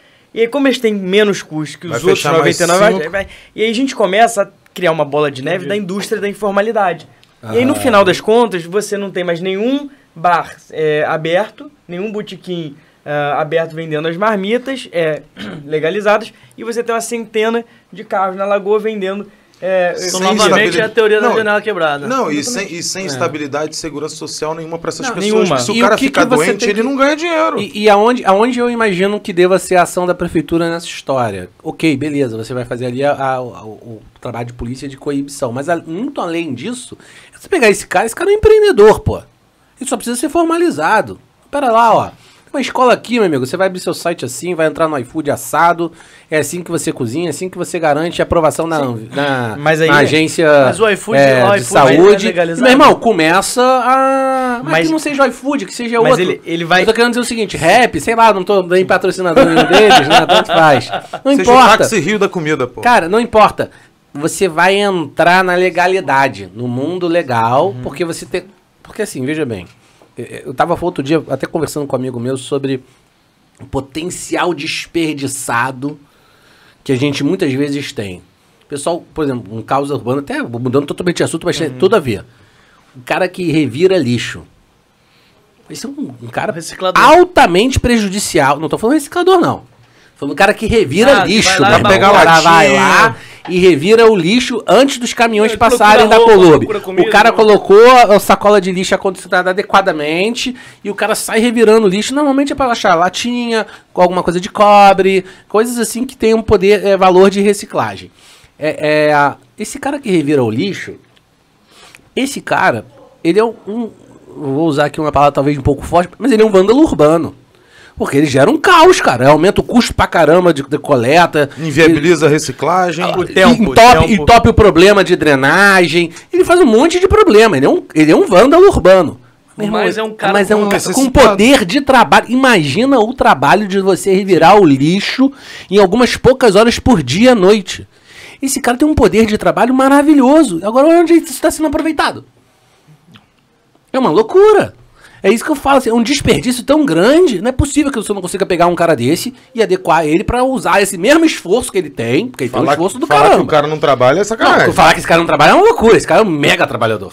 Então, agora, pô, fazendo um negócio horrível. O que a gente... Verdade. Eu acho que assim, a gente faz primeiro esse trabalho de fiscalização, que é importante, né, pra gente ter uma cidade ordenada, que inclusive contribui para a segurança pública, que não é a atribuição principal do município, mas a gente tem uma atribuição secundária. Complementar. E eu acho que do papel de legislação, né, porque o sujeito, ele tem que entender que se ele tem esse poder, né, do empreendedor, ele tem que querer tirar a licença dele, pagar os impostos, a comida dele vai ficar mais cara, ele vai ter um mercado formal para duelar, né, ele vai ter os concorrentes. Se todo mundo tiver nisso, iguala, né? Sim, mas você tem que pegar um cara que tá botando um carro só que quentinho, abrir um MEI pra ele e colocá-lo assim. Ele tem que ter então, assim, toda uma estrutura, e aí existe também questão do nosso país, que é um país burocrático para se empreender. O que a gente tem feito na prefeitura? O que a gente fez ano passado? Lei da liberdade econômica. Ou seja, um cara que quer abrir um pequeno restaurante, uma pequena cozinha para vender sua quentinha, ele tem uma facilidade quase instantânea para tirar o alvará, ele tem maravilhoso. Isso é maravilhoso. Então, ou seja, de certa forma, a prefeitura atua na fiscalização, mas a gente atua na infra também, através de legislações que deixam Vocês estão dando condição para o cara fazer aquilo. Exatamente. Excelente. Dependendo da atividade, dentro da regra. Se for manicure, enfim, diversas atividades mais de serviços, né? A pessoa consegue tirar o alvará em algumas situações na hora. Não precisa daquele processo. Como é que faz isso? Como que é esse processo? Acho que é legal informar como é que funciona esse processo. Portal Carioca Digital. Carioca.rio. Você vai lá, licenciamento, e aí você tira, né? Dependendo da atividade, cada atividade requer, tem suas peculiaridades, tem questão de zoneamento, mas se for uma atividade que se enquadre na lei nacional, que é uma lei federal que foi regulamentada no município, que contempla esses serviços, ele consegue tirar o alvará fácil. E aí, o que a gente começa a ver hoje? O cara na comunidade, né? Comunidade Chapéu Mangueiro. Hoje eu fui lá para ver uma questão de clínica da família e a pessoa tem uma mercearia, tem um alvará. Mas é genial isso, maravilhoso. Nossa, isso é uma integração social. Vai mudar as favelas. Isso vai mudar as favelas. Então, assim, muda o comportamento econômico da cidade, cara. É esse tipo de iniciativa que a gente vê. A gente tem iniciativas, a gente tem dispositivos que ajudam as pessoas que realmente querem trabalhar na formalidade. Quer ver outro exemplo? Para vocês entenderem como é importante o papel do Estado fiscalizando as normas. A gente fiscaliza muito combis que ficam anunciando ar-condicionado velho, geladeira velha, compro... Todo dia eu acordo com essa música. Aquela música. Uma nova história, Deus tem pra mim. É isso mesmo. Todo mundo acha que é uma Kombi, mas a gente já aprendeu mais de 30 cornetas. Só na Zona Sul tem uns 50 todo dia rodando. Eles são ilegais? Então, eu tô querendo vender uma É a corneta que é ilegal, não é isso? Você tem a poluição sonora da corneta. Sim. E aí, quando a gente encontra uma Kombi, a gente vai lá e faz a apreensão. A gente, inclusive, o Código de Trânsito Brasileiro proíbe, então a gente também aplica uma multa veicular e a gente checa o veículo, se ele está licenciado, se a pessoa tem carteira de motorista. Algumas Kombis, eles abrem a tampa de trás para refrigerar o motor, o que também não pode, porque esconde a placa. Então a gente faz esse tipo de fiscalização. E a gente muitas vezes encontra Kombis que não tem licenciamento, o motorista não tem carteira, né? Inclusive, a última vez que eu pessoalmente fui aprender, o cara não tinha habilitação e a Kombi não tinha documento. A gente falou que ia rebocar, o cara foi no canteiro, pegou uma pedra para jogar em cima de mim, da equipe, a gente conseguiu conter ele. Mas enfim, e aí quando a gente faz um trabalho desse, você pode pensar, pô, você tá prejudicando esse trabalhador. Tem alguma história assim, meio... Então, essa é uma delas. Caraca. Só que aí... isso me lembra a uma outra fiscalização que a gente fez de uma Kombi, que o cara não tinha corneta, o documento estava em dia e ele tinha habilitação. E eu falei, amigo, parabéns, você está dentro da lei. Aí ele falou assim, muito obrigado pela fiscalização que vocês estão fazendo. porque os ilegais estão me quebrando. Perfeito. Eu faço meu trabalho 100% dentro da lei e eu conseguia pegar os reciclados, eu tinha grupo de WhatsApp com os porteiros, ou seja, o cara é um empreendedor. Ele agia dentro da lei. Ele se adequou à lei para poder usar e fazer a estratégia dele. Tinha grupo de WhatsApp dos porteiros. Ele falou que pagava uma comissão pro porteiro que desse geladeira velha. Então, assim, ele tinha... E ele falou assim, as outras combis, na ilegalidade, porque aí, como o cara não paga documento, tem carteira, ele consegue comprar a geladeira a mais barato do que o cara que está dentro da lei, porque tem um custo de documento, claro. revisão. Então, ou seja, na verdade, quando a gente não fiscaliza e as pessoas acham que a gente está prejudicando o trabalhador, não. A gente está o trabalhador de verdade. A gente está defendendo quem está trabalhando corretamente, quem está tirando seu sustento dentro da lei. Quem não... Enfim. Perfeito. E aí outra história... E a gente não está falando de punir o pobre para beneficiar o rico. A gente está falando de caras de condições similares, mas um respeita a regra e o outro não. Exatamente. E aí, o que me mais chocou, acho que desse meu trabalho na subprefeitura, foi um dia que, uma sexta-feira à noite, eu estava indo para um show, né, com os amigos, com a minha ex-namorada, e aí, cara, me toca o meu telefone. Que foi? Vai para a porta do Miguel Couto. Tinha 30 moradores, a imprensa, Globo, Record, SBT. O que aconteceu?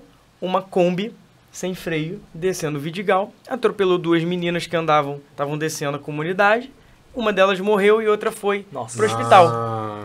A menina da minha idade. E eu falei, cara... E aí, depois dessa eu falei... Depois dessa, qualquer ação de ordenamento, principalmente de passeio público... E veículo sem legalização é uma arma, pô. O veículo, claro. E outra coisa, o passeio... Por que a menina foi atropelada? Por que elas foram atropeladas? Porque elas estavam na rua. Calçada. Não tinha calçada porque a calçada estava com... Essas barraquinhas que nego monta. Eles botam barraca. Então, ou seja, aí tinha barraca, a menina foi na rua, como sem freio, ou seja... Uma convergência de irregularidade. Aí assim, aí você vai ter... Óbvio, dá pena. É humano. A gente tem pena do cara que tá vendendo. Mas eu também tenho, até acho que mais pena da menina que perdeu a vida. Muito mais, então, claro. Então, aquilo foi o meu maior aprendizado para seguir enfrentando blindar, as irregularidades e continuar fazendo esse trabalho. O nosso trabalho principal hoje, nosso maior desafio na Zona Sul é o ordenamento. Não. E a gente entende que uma cidade ordenada é uma cidade segura, que vai gerar empregos, no caso formais, vai atrair mais turistas. E no final ainda traz mais cidadania para todo mundo, inclusive para essas pessoas que hoje em dia só porque o cara que coloca aquela lojinha na calçada é uma tentativa de levar uma vantagem momentânea. Exatamente. Se ele fizer a loja direitinho, todo mundo seguir a loja direitinho, ter o espaço da calçada... Pagando alvará... Vai melhorar ainda mais o trânsito, dele. As pessoas vão se sentir mais à vontade de consumir naquele local. Exatamente. Deixa eu tocar num outro tema sensível, que eu acho que é muito parecido com esse, que é com relação aos moradores de rua. Que, assim, são muito frequentes, principalmente Copacabana, Botafogo. Eu acho que Ipanema pouco, Leblon nem tanto. E eu sei que é um tema muito sensível, porque assim, você não pode pegar e retirar. Você tem que convencer, e eles voltam, você leva, volta. Fala um pouco sobre esse desafio que é, porque assim... Tem muita coisa de saúde mental aí, muita de coisa saúde envolvida. pública. A gente que mora em Copacabana, a gente sempre sabe que tem aqueles doidinhos que são de lá, que não faz mal a ninguém que tá lá. E tem uma população flutuante, tem muito assalto, muito roubo, muito furto, principalmente final de ano, início de ano. Mas mesmo esses que vocês chamam aí de doidinhos, não sei o quê... Cara, é complicado você pegar um espaço público e transformar em moradia, entendeu? Porque... As pessoas não são moradoras de rua, elas estão em condição de rua, né? E foi o que o Fábio colocou. Isso quando você pensa como espaço público como um todo, primeiro que não é uma situação que a gente deva fomentar, porque não é... Não, eu falei isso, Miguel, mas assim, eu quero entender até onde a prefeitura consegue atuar e até onde a prefeitura, né, a legislação proíbe de atuar, e se existe algum pensamento, alguma coisa... Qual a estratégia, né? Que poderia mitigar isso. Você imagina uma pessoa em situação de rua em Copacabana, né? Ela mora numa condição insalubre, seja, convivendo com vetores, rato, barata, enfim, no inverno não tem um aconchego. Só que, ao mesmo tempo, ele consegue tirar uma renda, né? Que ele reverte em comida, ou ele economiza, sustenta uma família. Quando a gente manda ele para o abrigo, ele não vai ter essa renda. Ele perde a renda. E outra coisa, vocês não estão bebendo aí? Álcool. né? Quantos da nossa que tem condição não fumam cigarro, né? No abrigo ele não pode, porque ele tem que seguir regras por uma política nacional. Então o cara não pode beber, fumar, o cara não pode ingerir álcool nenhum, né? E você vê... Isso é o de menos que a gente está falando. Se a gente que... Exatamente, mas assim, se a gente que tem condição financeira, a gente, de vez em quando, você chega em casa cansado, porra, estressado, você desconta, toma uma taça de vinho, como é que você quer que uma pessoa em situação de rua, que tem, desculpa, mas 1001 vezes mais problemas que a gente, não possa também, seja privado de tomar uma também para... Então, assim, é uma questão de política nacional, né? Porque a gente também, a Prefeitura do Rio não pode... Exato, fazer isso que eu perguntei, política, que você tem... a diretriz nacional, mas assim, entendo... Eu estou mostrando esse cenário para que vocês entendam como é difícil convencer uma pessoa a ir para o abrigo. Muitos são dependentes ou ex-dependentes de droga, e aí a gente, em algumas situações, a gente leva para clínicas de tratamento, mas também eles têm que aceitar. É muito difícil a internação compulsória. Então, assim, a gente acaba... Só pode ser compulsória quando o cara representa risco para a sociedade. E aí precisa de um laudo de médico. Eu tenho um amigo amigão meu, acho que você conheceu, o João, que foi aquele caso que tomou a facada debaixo do viaduto ali na subida do Rebouças. Não sei se vocês lembram desse caso. Ele era médico? Não, ele era engenheiro. Não, o médico era da Lagoa. Da Lagoa. Não, médico, Jaime, né? O médico era o professor da FRJ. Ele faleceu. O médico faleceu. Não, o João também, pô. O João foi... aquele que debaixo do sinal, sei qual é. Morreu ele e o cara que foi ajudá-lo. Eu lembro dessa história. O cara matou os dois, por pura loucura. Por pura loucura, não foi um assalto, não foi nada. Então a gente tem muita dificuldade, assim, do morador em situação de rua de convencê-lo. Tem muitos, tá? E isso, quando você fala disso, você pensa num morador que, em tese, ele tá ali por dependência ou por ali é mais cômodo, etc. Mas existem aqueles moradores que são mal intencionados também, né? Sim, mas assim, quando a gente... E aí, pensando em pandemia, mudou muito o quadro do perfil do morador em situação de rua. A gente vê muito morador hoje que ele tem uma casa, mas ele mora na Baixada, a mulher desempregada, 3 filhos para criar, o que ele faz? Ele tem um emprego formal no Rio, às vezes pedreiro, algum emprego que não tem uma remuneração alta, então um custo de transporte para ele é alto. O que ele faz? Dorme na rua de segunda a sexta, ele vai para casa. Por isso que eu falo, Mas esse a gente consegue distinguir bem. Esse dá para saber bem. Assim. A gente que é morador de Copacabana, a gente vai distinguindo bem. Chega segunda, ele volta para rua. Mas aí você pode pensar em estratégias conjuntas, se a gente for entrar nessa discussão aqui, vai levar a outro podcast. Mas o que eu quero trazer, assim, só pra gente poder até... Vamos ter que, já infelizmente, começar a encaminhar para o encerramento. Ele vem com esse tom de voz, a gente já sabe. Já tá. Eu sempre sou o estraga prazer.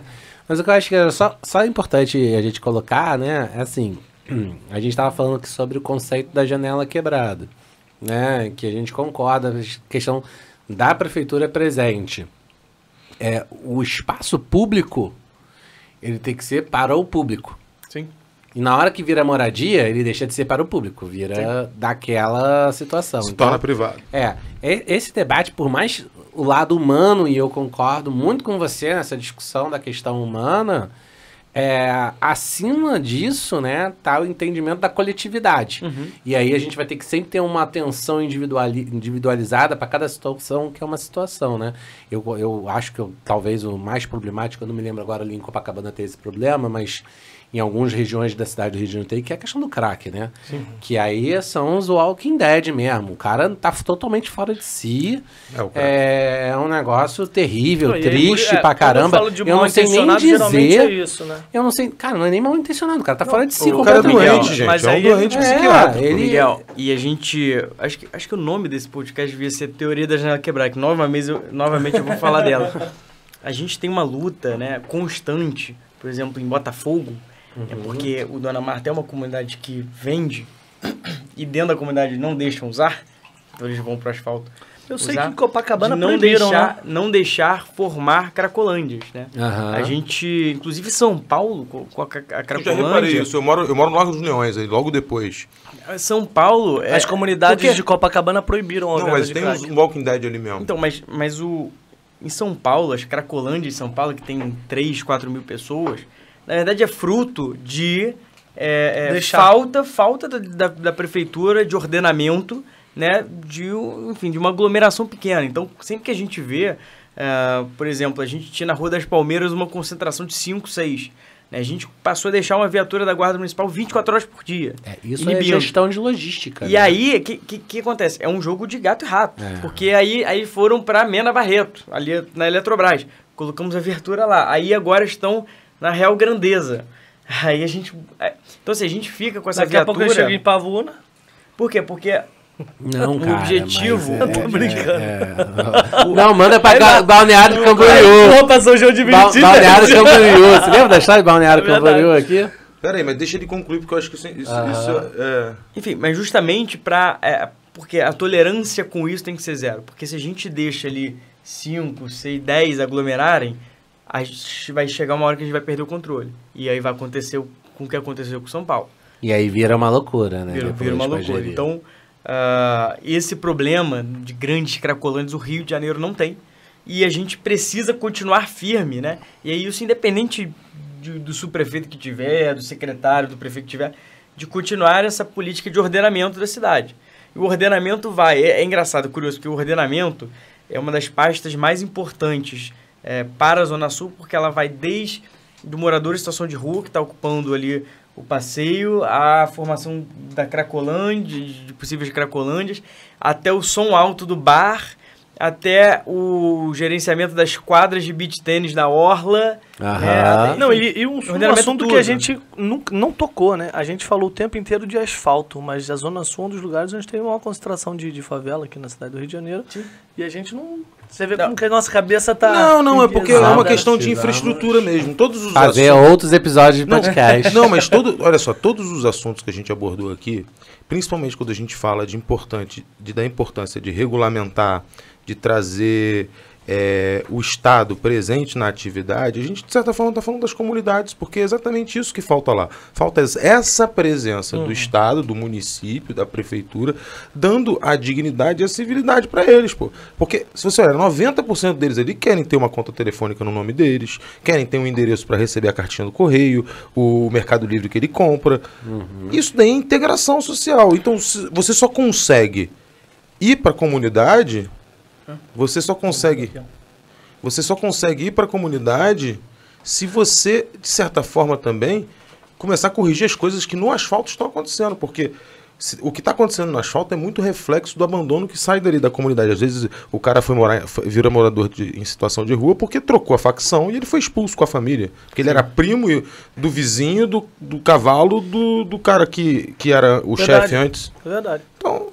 Sim, não tem como a gente falar... No Rio de Janeiro, a gente sectarizar a discussão do ordenamento público entre asfalto e favela é uma inverdade. Porque quando você fala de uma coisa, você fala de outra naturalmente. A gente não abordou a dificuldade dele lidar com essa dualidade, né, de realidades. Um dia ele está na Dias Ferreira conversando com os donos de bar para ordenar, e no outro dia ele está dentro do Chapéu Curva do S mas assim, eu acho que isso é inclusive a parte mais tranquila, porque a gente tem apoio, né, seja nas comunidades, a gente tem na Zona Sul 30 comunidades. Na verdade, assim, é um número muito inexpressivo perto do município. O município tem mais de 700 comunidades. Então, você não tinha noção. Menos de 10%, 5% das comunidades estão na Zona Sul. E a gente tem 18 bairros. Mas mas curioso... tem comunidades de significância de peso. Rocinha, por exemplo. Vidigal. Mas assim, você percebe que... A gente tem uma série que é o Dom rodando aqui. A gente tem esse trabalho nas comunidades, junto sempre com a associação de moradores, e para ordenar. A gente reboca carro na Rocinha, no PPG, no Vidigal, no Tabajara. A gente faz ação de ordenamento até a pedido da associação de moradores. Legal. Né? Porque eles entendem que é comunidade, mas você tem que ter um ordenamento então, também. Então, assim, bem ou mal, a subprefeitura do Rio, ela está presente dentro das comunidades da Zona Sul. Com certeza, né? Na verdade, assim, muito do nosso trabalho que a gente faz envolve as comunidades, né? As comunidades, elas têm clínicas da família, tem creches, tem ADIs, tem escolas municipais, tem infraestrutura, tem luz. Então, quando a gente faz esse plano de colocar 100% da iluminação da cidade em LED, eu não estou falando do Leblon, dos 18 bairros, eu estou falando de toda a cidade. Estou falando das 30 comunidades. Estou falando de ontem, recebendo aqui a Associação de Moradores da Rocinha, que ajuda a gente a mapear os pontos que já estão apagados para a gente trocar. Legal. Então a gente tem essa parceria, a gente tem muita presença do Estado nas comunidades. Legal. Muito mesmo. Só na Rocinha eu tenho Rio Águas fazendo limpeza, enfim, dos canais. Eu tenho a Conlurb fazendo coleta de lixo. A Conlurb faz coleta de lixo nas comunidades. É um desafio nosso que a gente precisa realmente melhorar, avançar, mas a gente está caminhando para esse caminho. A gente tem clínica, só na Rocinha são 3 clínicas da família, são escolas, diversas escolas, tem creche, tem asfalto, né, tem iluminação de LED. Então, assim, a gente tem fiscalização de trânsito, a gente tem uma presença importante, né, do Estado, da Prefeitura, nessas comunidades. Claro que são realidades diferentes. Claro. Né? São culturas, inclusive, diferentes. E a abordagem não pode ser a mesma. Exatamente. A gente se adequa e respeita e sempre a gente faz com muito diálogo. Acho que o nosso principal ponto, né, na subprefeitura da Zona Sul é ter diálogo. É fazer o que é correto, mas sempre dialogando com muito respeito. Porque com isso a gente consegue... Tem gente que, às vezes... Tem um ambulante que, às vezes, a gente tem que aprender mercadoria... que no dia seguinte vê a gente e aperta a nossa mão. O cara não fica com raiva. Por quê? Porque ele entende que a gente está ali fazendo o nosso trabalho, mas sempre com muito respeito e muito diálogo. A gente tenta ajudar a pessoa, tenta...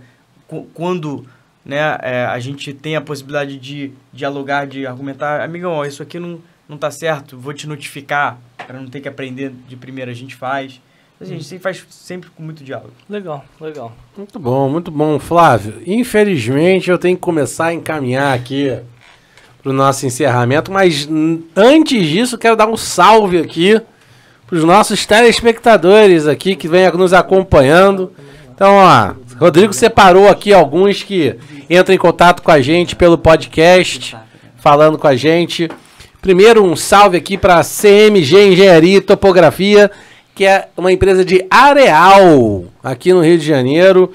Muito legal, obrigado, CMG Engenharia e Topografia, acompanhando a gente. Então você aí, que é da região serrana, perto aí de Petrópolis, não é isso? Em direção aí para Juiz de Fora, entra aí, acompanha aí o trabalho da CMG Engenharia e Topografia em Areal. Pessoal então, de Itaipava, Pedro do Rio ali, ó. Aí, ó, do lado ali, né?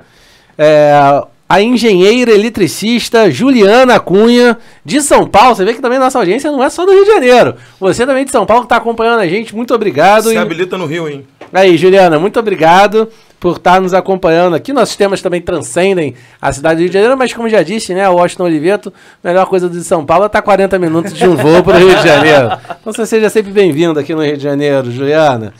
Engenheiro civil Hugo Leonardo, de Cabo Frio. Aê, região dos Lagos aqui também. Muito obrigado, Hugo. A gente que tem aí uma audiência forte na região dos Lagos. É verdade.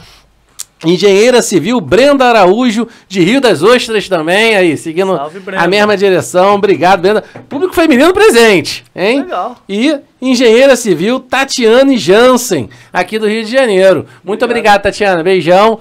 E quem puder aí, vocês também compartilhem, curtam. É só entrar em contato aí também com o Rodrigo aí nas nossas redes sociais aí por DM. Mas também entra no YouTube, no Instagram, no LinkedIn, no TikTok, enfim, todos os espaços, pode ir lá também curtir o Édipo, entendeu? Eu queria aproveitar também, o Miguel, eu queria mandar um grande beijo para a amiga minha Meg, que assiste o nosso programa. Hoje é aniversário dela, então eu queria dar os parabéns para a Meg aí, a Margarete Magali. Parabéns, Meg! Felicidades! E um abraço pra Natália também, que as duas estão lá no aniversário, brigaram que eu não pude ir no aniversário, tive que vir pra cá, mas que assistem o podcast e comentam, apesar de não ser engenheira. Isso é interessante também. Que é entretenimento, engenharia e inovação, não é isso? Verdade. Então, obrigado, Natália, também. Inovação é o dia a dia de todo mundo. Posso aproveitar também? Por favor, Flávio, por favor! Você que encerra. Não, eu sei que você tem familiar engenheiro, então ó, já manda logo pros familiares. Em homenagem aos meus familiares, queria mandar um beijo pros meus pais, inclusive pra minha mãe, que eu tô um tempo sem vê-la. Fala pra ela aí, ó. Na câmera ali, ó. Beijo pra você. Minha mãe mora em Niterói, então às vezes é difícil. O sábado foi meu aniversário, eu passei de 7 da manhã às 7 da noite na agenda. Parabéns! Faz aniversário na mesma época. Meus parabéns. Porque às vezes o nosso trabalho acaba consumindo muito. Então, Mas domingo você vai almoçar com ela. Não, já foi. Não, domingo agora. Ah, domingo Dia sim. das das Mães, Mães. Dia das Mães, Passar o Dia das Mães com ela. Senão o cara vai ser deserdado. É. Mas enfim, foi um prazer. Já pode fazer o encerramento? Não, Não, você fica por Fica último. tranquilo que você vai ser o último a fechar. Mas manda um salve aí pra sua mãe. Já Como é que é o foi, nome já? da sua mãe? Cláudia. Cláudia. Cláudia e André. André é o seu pai. Meu pai. Que é engenheiro. Engenheiros Então da manda um salve ali, ó. Salve ali, Engenheiros pô. pela FRJ. Aí. Ah, os dois são engenheiros? É. Olha só, cara. pela Casal de FRJ, engenheiro. não. Sua mãe formou quando? Cara, formou em 92, 3. Numa época que era um pouco. Ufa. Por que você não Mais ou perguntou menos. pro pai, cara? Pô, Não, mais ou menos. Eu tô falando assim, porque é pouco o número de engenheiras, onde você vai indo mais pra trás, né? Essa realidade de maior número de... A gente Veio falou isso aqui. aqui, que foi a professora... Não, que você trouxe da NP. Não, Ah, foi- a Magda? A Magda não, mas a Magda sim falou. E a Elaine também. A Elaine tava falando do como cresceu o índice de engenheiras na FRJ nos últimos 10 anos, né? Hoje igualou 50%. Legal. Pois é. É impressionante. Não é uma realidade do passado, quando sua mãe fez. Minha mãe tinha uma colega mulher. Tá vendo? É isso que eu tava querendo É, falar. Não, gente, minha turma de engenharia elétrica tinha 2 mulheres. Em 45, pô. Meus pais são engenheiros eletricistas. Aí, Nossa. tá vendo? Sim, Eram dois poucos engenheiros as engenheiras nessa época. Bacana. bacana. E eram doidos, né? Porque não tinha HP de 50G naquela época. Imagina, a régua de cálculo. Tá louco. Pra fazer número Irmão, imaginário. Número imaginário. Conjunto dos números irracionais. Tamo aí. Tá doido. Mas os dois trabalham como engenheiros eletricistas até hoje? Nenhum nunca. Viu? Dá peno. É assim mesmo. Mas é que a gente já falou isso. O engenheiro, ele tem uma tendência de assumir cargos de gestão, né? É. A arte de resolver problemas, né? que é engenharia. Exatamente. Então, se você foi engenheiro bem tá treinado, capacitado- você é um economista com a cabeça de engenheiro, um solucionador. Aí sim, pô. A economia- Ó, isso é um elogio violento, cara. Mas sabe por quê? Porque a economia na FGV a gente chamava de engenharia econômica. Meus professores, quem criou o curso da graduação... todos engenheiros. São engenheiros. Meu pai fez engenharia econômica na época, ele fez uma pós-graduação. Teve uma época que tinha essa engenharia. A Então- gente tinha muito cálculo, muita conta, um curso muito matematizado. Então a gente sai realmente com a cabeça meio que de engenheiro mesmo. Mas pra resolver e não pra criar problema. Te contar um negócio que a engenharia precisa ser meio ufanista, né? No processo lá de recepção de calouros e tudo mais. A gente sempre dizia que o cara se forma advogado, vira doutor. O cara se forma médico, vira doutor. O engenheiro vai lá, faz mestrado, doutorado, ele quer ser sempre engenheiro, porque até advogado é doutor. É isso. Bom, gente, trazendo aqui então para as nossas considerações finais. Vou começar aqui pelo amigo Heber, que estava aqui, né, no celibatário aqui do podcast, com a abstinência. A gente hoje teve um celibatário e um virgem. Pois é. Irmão, eu fui em 9 estados, em janeiro, fevereiro, eu fui em 9 estados diferentes, assim, Boa Vista, Manaus, só coisa pertinho. Conhecendo o cara, Brasil de verdade. Porra, conhecendo o Brasil de verdade Porra. mesmo. Meu Boa amigo, Vista. meu amigo Heber Bispo, suas considerações finais, suas redes sociais. Bom, pessoal, primeiro, Heber Bispo não é muito difícil de você me achar em todos os lugares, menos no TikTok. que eu Heber não com tenho. H. Isso aí. Exatamente. Eu não tenho TikTok, então você não vai me achar lá. No resto você me acha. Também não uso muito, mas você vai me achar. Eu acho que o mais legal aqui para voltar a participar é porque, de certa forma, é uma higiene mental, desopercular. Adoro a minha cidade, adoro saber como que as coisas estão acontecendo. Eu me preocupo, acho que política devia ser uma coisa que todo cidadão, toda pessoa deveria ter o dever de se envolver e dialogar e de saber como é que as coisas estão acontecendo. Então, é um prazer enorme ter podido participar aqui do bate-papo, saber como é que as coisas, onde eu vivo, onde eu moro, estão sendo conduzidas. Parabéns, acho que a gente percebe no dia a dia diversas melhoras. Ainda vou esperar como é tampo, né, bueiro, não? Regularizado, mas aí como você já disse que isso vai ficar pronto aí nos próximos meses, né? Não vou nem falar anos para botar uma pressão. Nos próximos meses, eu parabenizo, acho muito legal essa cultura da atual gestão da prefeitura de estar próxima da sociedade, de estar próxima da população em geral. Então, meus parabéns. Seja bem-vindo e vamos voltar mais vezes aqui, né? Porque A casa é nossa. tem muito claro. assunto pra gente falar e só A uma hora casa e meia nossa, é a casa complicado. nossa. Verdade. Meu amigo Édipo Lázaro, seus Miguel. comentários finais, suas redes sociais. Miguel, sempre um prazer estar nessa mesa. Eu falo que isso aqui é uma terapia pra mim. É isso. Heber, é sempre bom ouvir tuas palavras. O Heber, ele sempre pensa fora da caixa, né? Eu acho interessante sempre as ponderações dele. Ele sempre traz alguns assuntos que a gente não tá pensando. Então é sempre um prazer tê-lo na mesa com a gente também. Mas eu preciso falar assim, Flávio, em 2 horas aí, um pouquinho menos, a gente começou a conversa, você sendo um menino virgem, né? Porque era seu primeiro podcast aqui. E em 2 horas você me convenceu, cara, que de fato você é o subprefeito do Rio de Janeiro, da zona mais visada da cidade. Porque você demonstrou total conhecimento da matéria. Vitrine do Brasil, pô. Cara, você articula muito bem, assim, por mais que tenha sido teu primeiro podcast de verdade, cara. Tá muito bom. Eu acho que você tá Não sei qual foi o Media Training, mas foi muito bom. Então, assim, de verdade, surpreendeu. Meus parabéns pra você. Torço para que em 2024 você tenha aí pretensões maiores, de verdade, assim, aposto nisso. Vou ficar muito feliz se tiver aí e a gente puder dizer, a gente que lançou ele no primeiro podcast. Você me permite uma parte da sua claro. consideração final? É porque isso é um ponto importante. Cara, isso é uma coisa de se valorizar o Flávio e através dele até valorizar o conjunto agora da prefeitura, né? É importante a gente formar novos líderes. Renovação, né? Cara, a gente precisa disso, a gente precisa de gente que abrace a causa pública, sabe? Exato. E que não seja a causa pública uma forma de ascensão na vida, não sei o que, como o pessoal coloca, né? O cara pensa assim, como é que eu posso ascender na vida? Antigamente era, você é jogador de futebol, você é de um grupo de pagode, sei lá, com música, ou vou virar político. Exato. Pô, a política não deveria ser, os outros podem até ser, não tem problema não, mas na política, cara, não deveria ser isso. A Pode política ser uma projeção. Não, tudo Pode bem, ser uma você projeção. pode deixar um legado. Exato. Acho que deve, acho que inclusive a vaidade que tem que pegar no político é essa. Né? O quê? Eu quero deixar um legado, quero que as pessoas lembrem, quero ser importante na vida dessas pessoas. Ou eu quero Muito demonstrar bacana. quanto eu sou capaz. Mas, poxa, então assim, é importante esse trabalho, eu acho que o Flávio está sendo aí um exemplo Demonstra. disso. Eu não conhecia, mas estou conhecendo agora, fiquei aqui muito bem impressionado também, mas esse ponto que você colocou aqui, cara, assim... que bom que você tá empolgado, entendeu, Flávio? Verdade. Porque a gente tá precisando de gente jovem mesmo se empolgando, com a causa pública. E é engraçado, Miguel, que hoje ele chega aqui com 24 anos, a gente fala que ele é muito novo pra isso, né? É muito novo. Só que não é muito novo, porque antigamente, Ele é qualificado, 24 irmão. anos, o cara já tinha família formada, ele já era pai de família ali, tocava tudo, responsável por tudo na vida dele. Hoje, com a cultura nossa de sair mais tarde de casa, de ter a mamãezada até muito longe, 24 anos é uma criança, e não é. E você demonstra isso quando você dá responsabilidade para uma pessoa e a pessoa atende. Eu acho que Só é isso. tem cara de criança. Eu meu acho o que cara é é um isso. homem formado, profissional, técnico qualificado. Mas tá de parabéns, meu irmão. Porque Eu acho que 24 é isso. novo. Vê lá, você não vai me falar que não é novo, não, Eu porque acho é que novo. o Flávio sim. demonstra isso, Mas ele assim, tá de parabéns, pô. Confiando, mas é uma lição pra gente da política.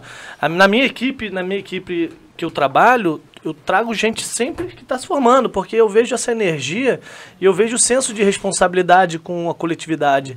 E isso é importante, a gente demonstrar para as pessoas que a galera que está vindo nova, não é porque é nova que não tem responsabilidade, nem capacidade e nem comprometimento, porque você demonstra isso com 24 anos, você tem capacidade, responsabilidade e comprometimento para gerir a zona mais visada do município do Rio de Janeiro. Então, meus parabéns, cara. Fiquei, assim, feliz de saber que aquele baterista, porque de fato tem uma perícia muito grande com as baquetas, assim, toca pra caramba. Ele falou que não, isso aqui é fácil, é só de uma caixa, eu tô acostumado a tocar uma bateria completa. É mesmo? Tem um lado aí musical, claro, que a gente não conhece? Desde 5 anos de idade, eu toco trompete, violão, guitarra, Olha só, que bacana! Dois músicos se encontrando. piano. Olha só, que bacana. Então a gente pode combinar aí um dia de fazer um som, pô. Miguel também é músico, ele. Ah, é? Eu toquei piano há muito tempo, né? Também Pagou a toco faculdade violão. dele ensinando violão.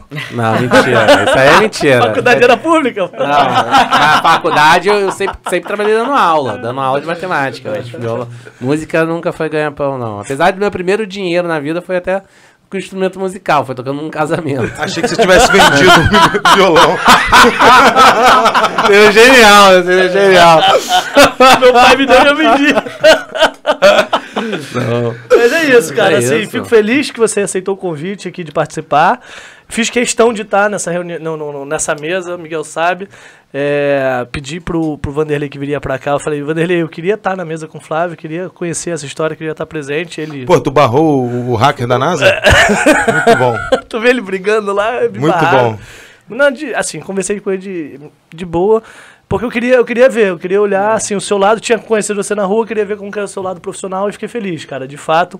Parabéns por esse trabalho. E é isso, Miguel. Obrigado. Beijo, Storm.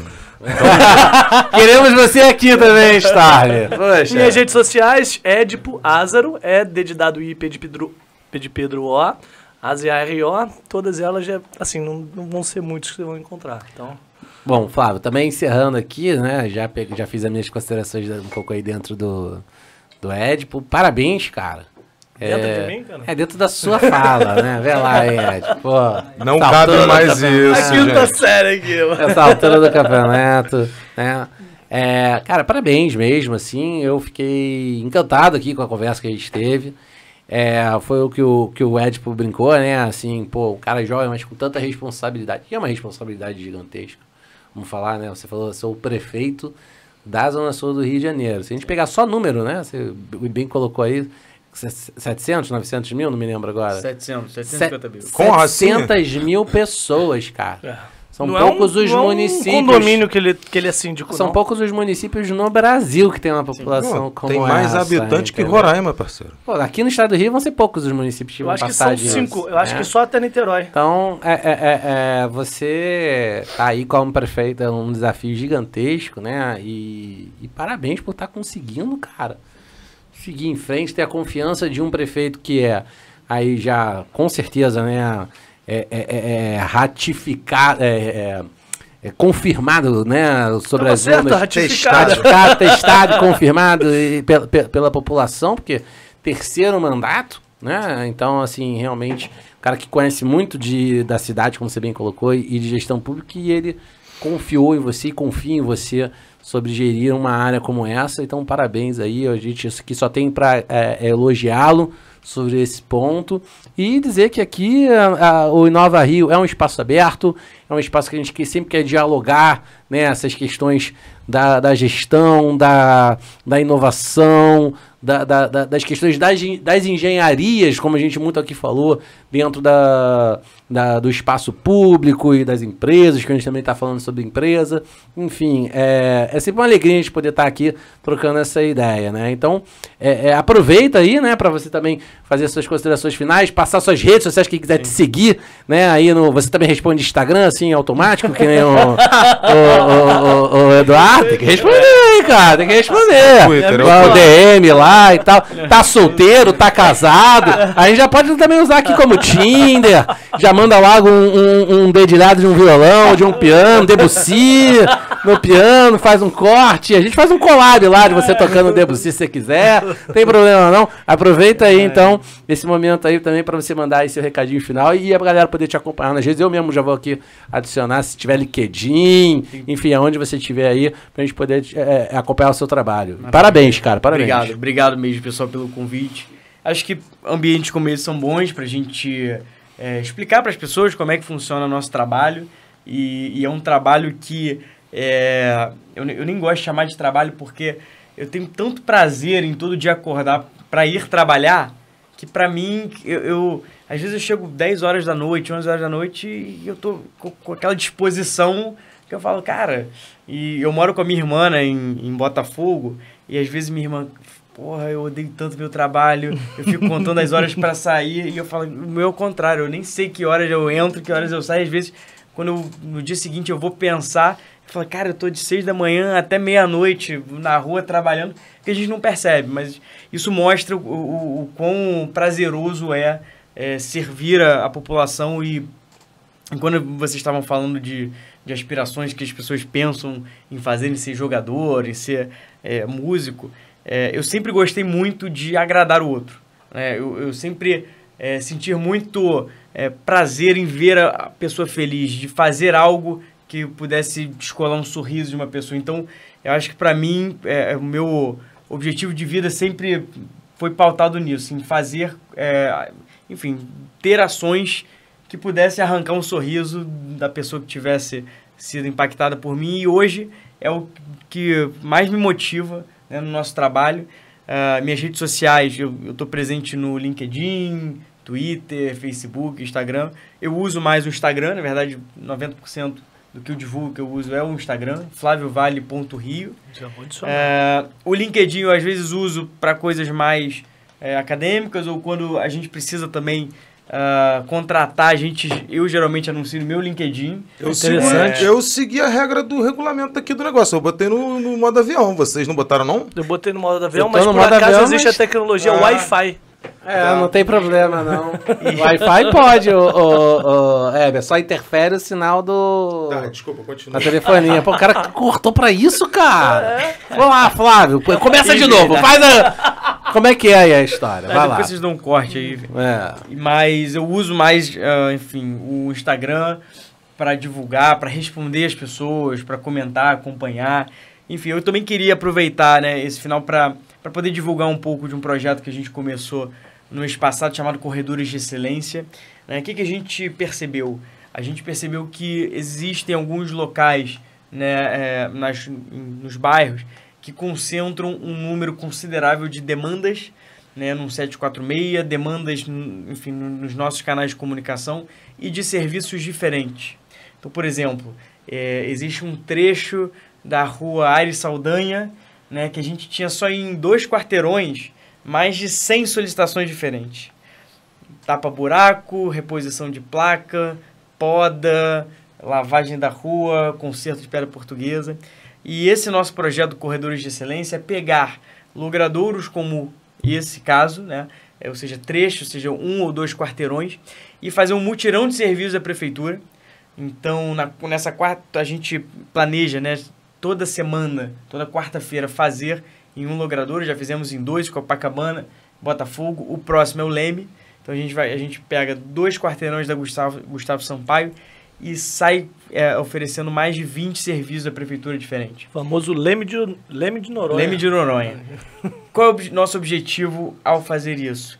É que as pessoas possam enxergar, né, a prefeitura com todos os braços que ela tem, ou seja, desde a Conlup fazendo poda até a conservação desobstruindo ramal, galeria, fazendo tapa-buraco, a Fundação Parques e Jardins plantando, né, fazendo canteiros, para mostrar a presença da prefeitura e sanar diversos problemas em uma tacada só. Né? Porque às vezes a gente tem que interditar via para fazer uma poda, tem que interditar via para fazer pintura, isso. Então a gente interdita a via uma vez só e faz esse mutirão de serviços. Como a gente é movido? Através da participação da sociedade, a gente só vai nos endereços onde a gente recebe demanda, que é através do portal 1746, ou então, ou então das nossas redes sociais, tanto do meu perfil pessoal quanto do nosso perfil institucional da subprefeitura. É um projeto que está, hoje, a gente tem tido um sucesso muito bom, as pessoas têm comentado de forma muito positiva, justamente porque elas veem que no dia, inclusive eu participo sempre do primeiro dia, a gente tenta fazer o serviço em 1 a 2 dias no máximo, então é um serviço expresso, e as pessoas têm gostado muito porque veem que as demandas estão sendo atendidas e que a gente está próximo sempre da população. Então, me despeço, né, me colocando mais uma vez à disposição. As pessoas podem me procurar pelo Instagram. Muitas vezes eu mesmo dou meu WhatsApp. Só nesse momento que a gente ficou aqui no podcast, já recebi uns 80 zaps. Aí eu tiro a noite para zerar. Mas, igual o Eduardo Paz, nosso eterno professor, ensinou, a gente sempre tira ou o final do dia ou o início da manhã, 4 horas da manhã, para responder. Então, pessoal, obrigado mesmo pelo convite. O Flávio, só antes, qual é o Instagram institucional que você falou? Você falou o seu, que é o Flávio Vale com 2L.rio, né? Isso, e o Subzona Sul. Pronto, Subzona Sul. Você é parente daquele músico Vale? Não, todo mundo pergunta. Subzonasul.rio, né? Vale, isso. Subzonasul.rio. Bom, gente, então chegamos aqui ao final de mais um episódio do Inova Rio, o seu podcast, o nosso podcast de engenharia e inovação. Muito obrigado por você que acompanhou a gente até aqui. Esse é um episódio oferecido pelo Diário do Rio, pela ABS Rio, pelo Clube Empreendedor e pela Mútua Caixa de Assistência do Sistema Confea CREA. Não deixa de curtir, de compartilhar, segue a gente em todas as redes sociais e até a próxima. Valeu, pessoal. Tchau, tchau.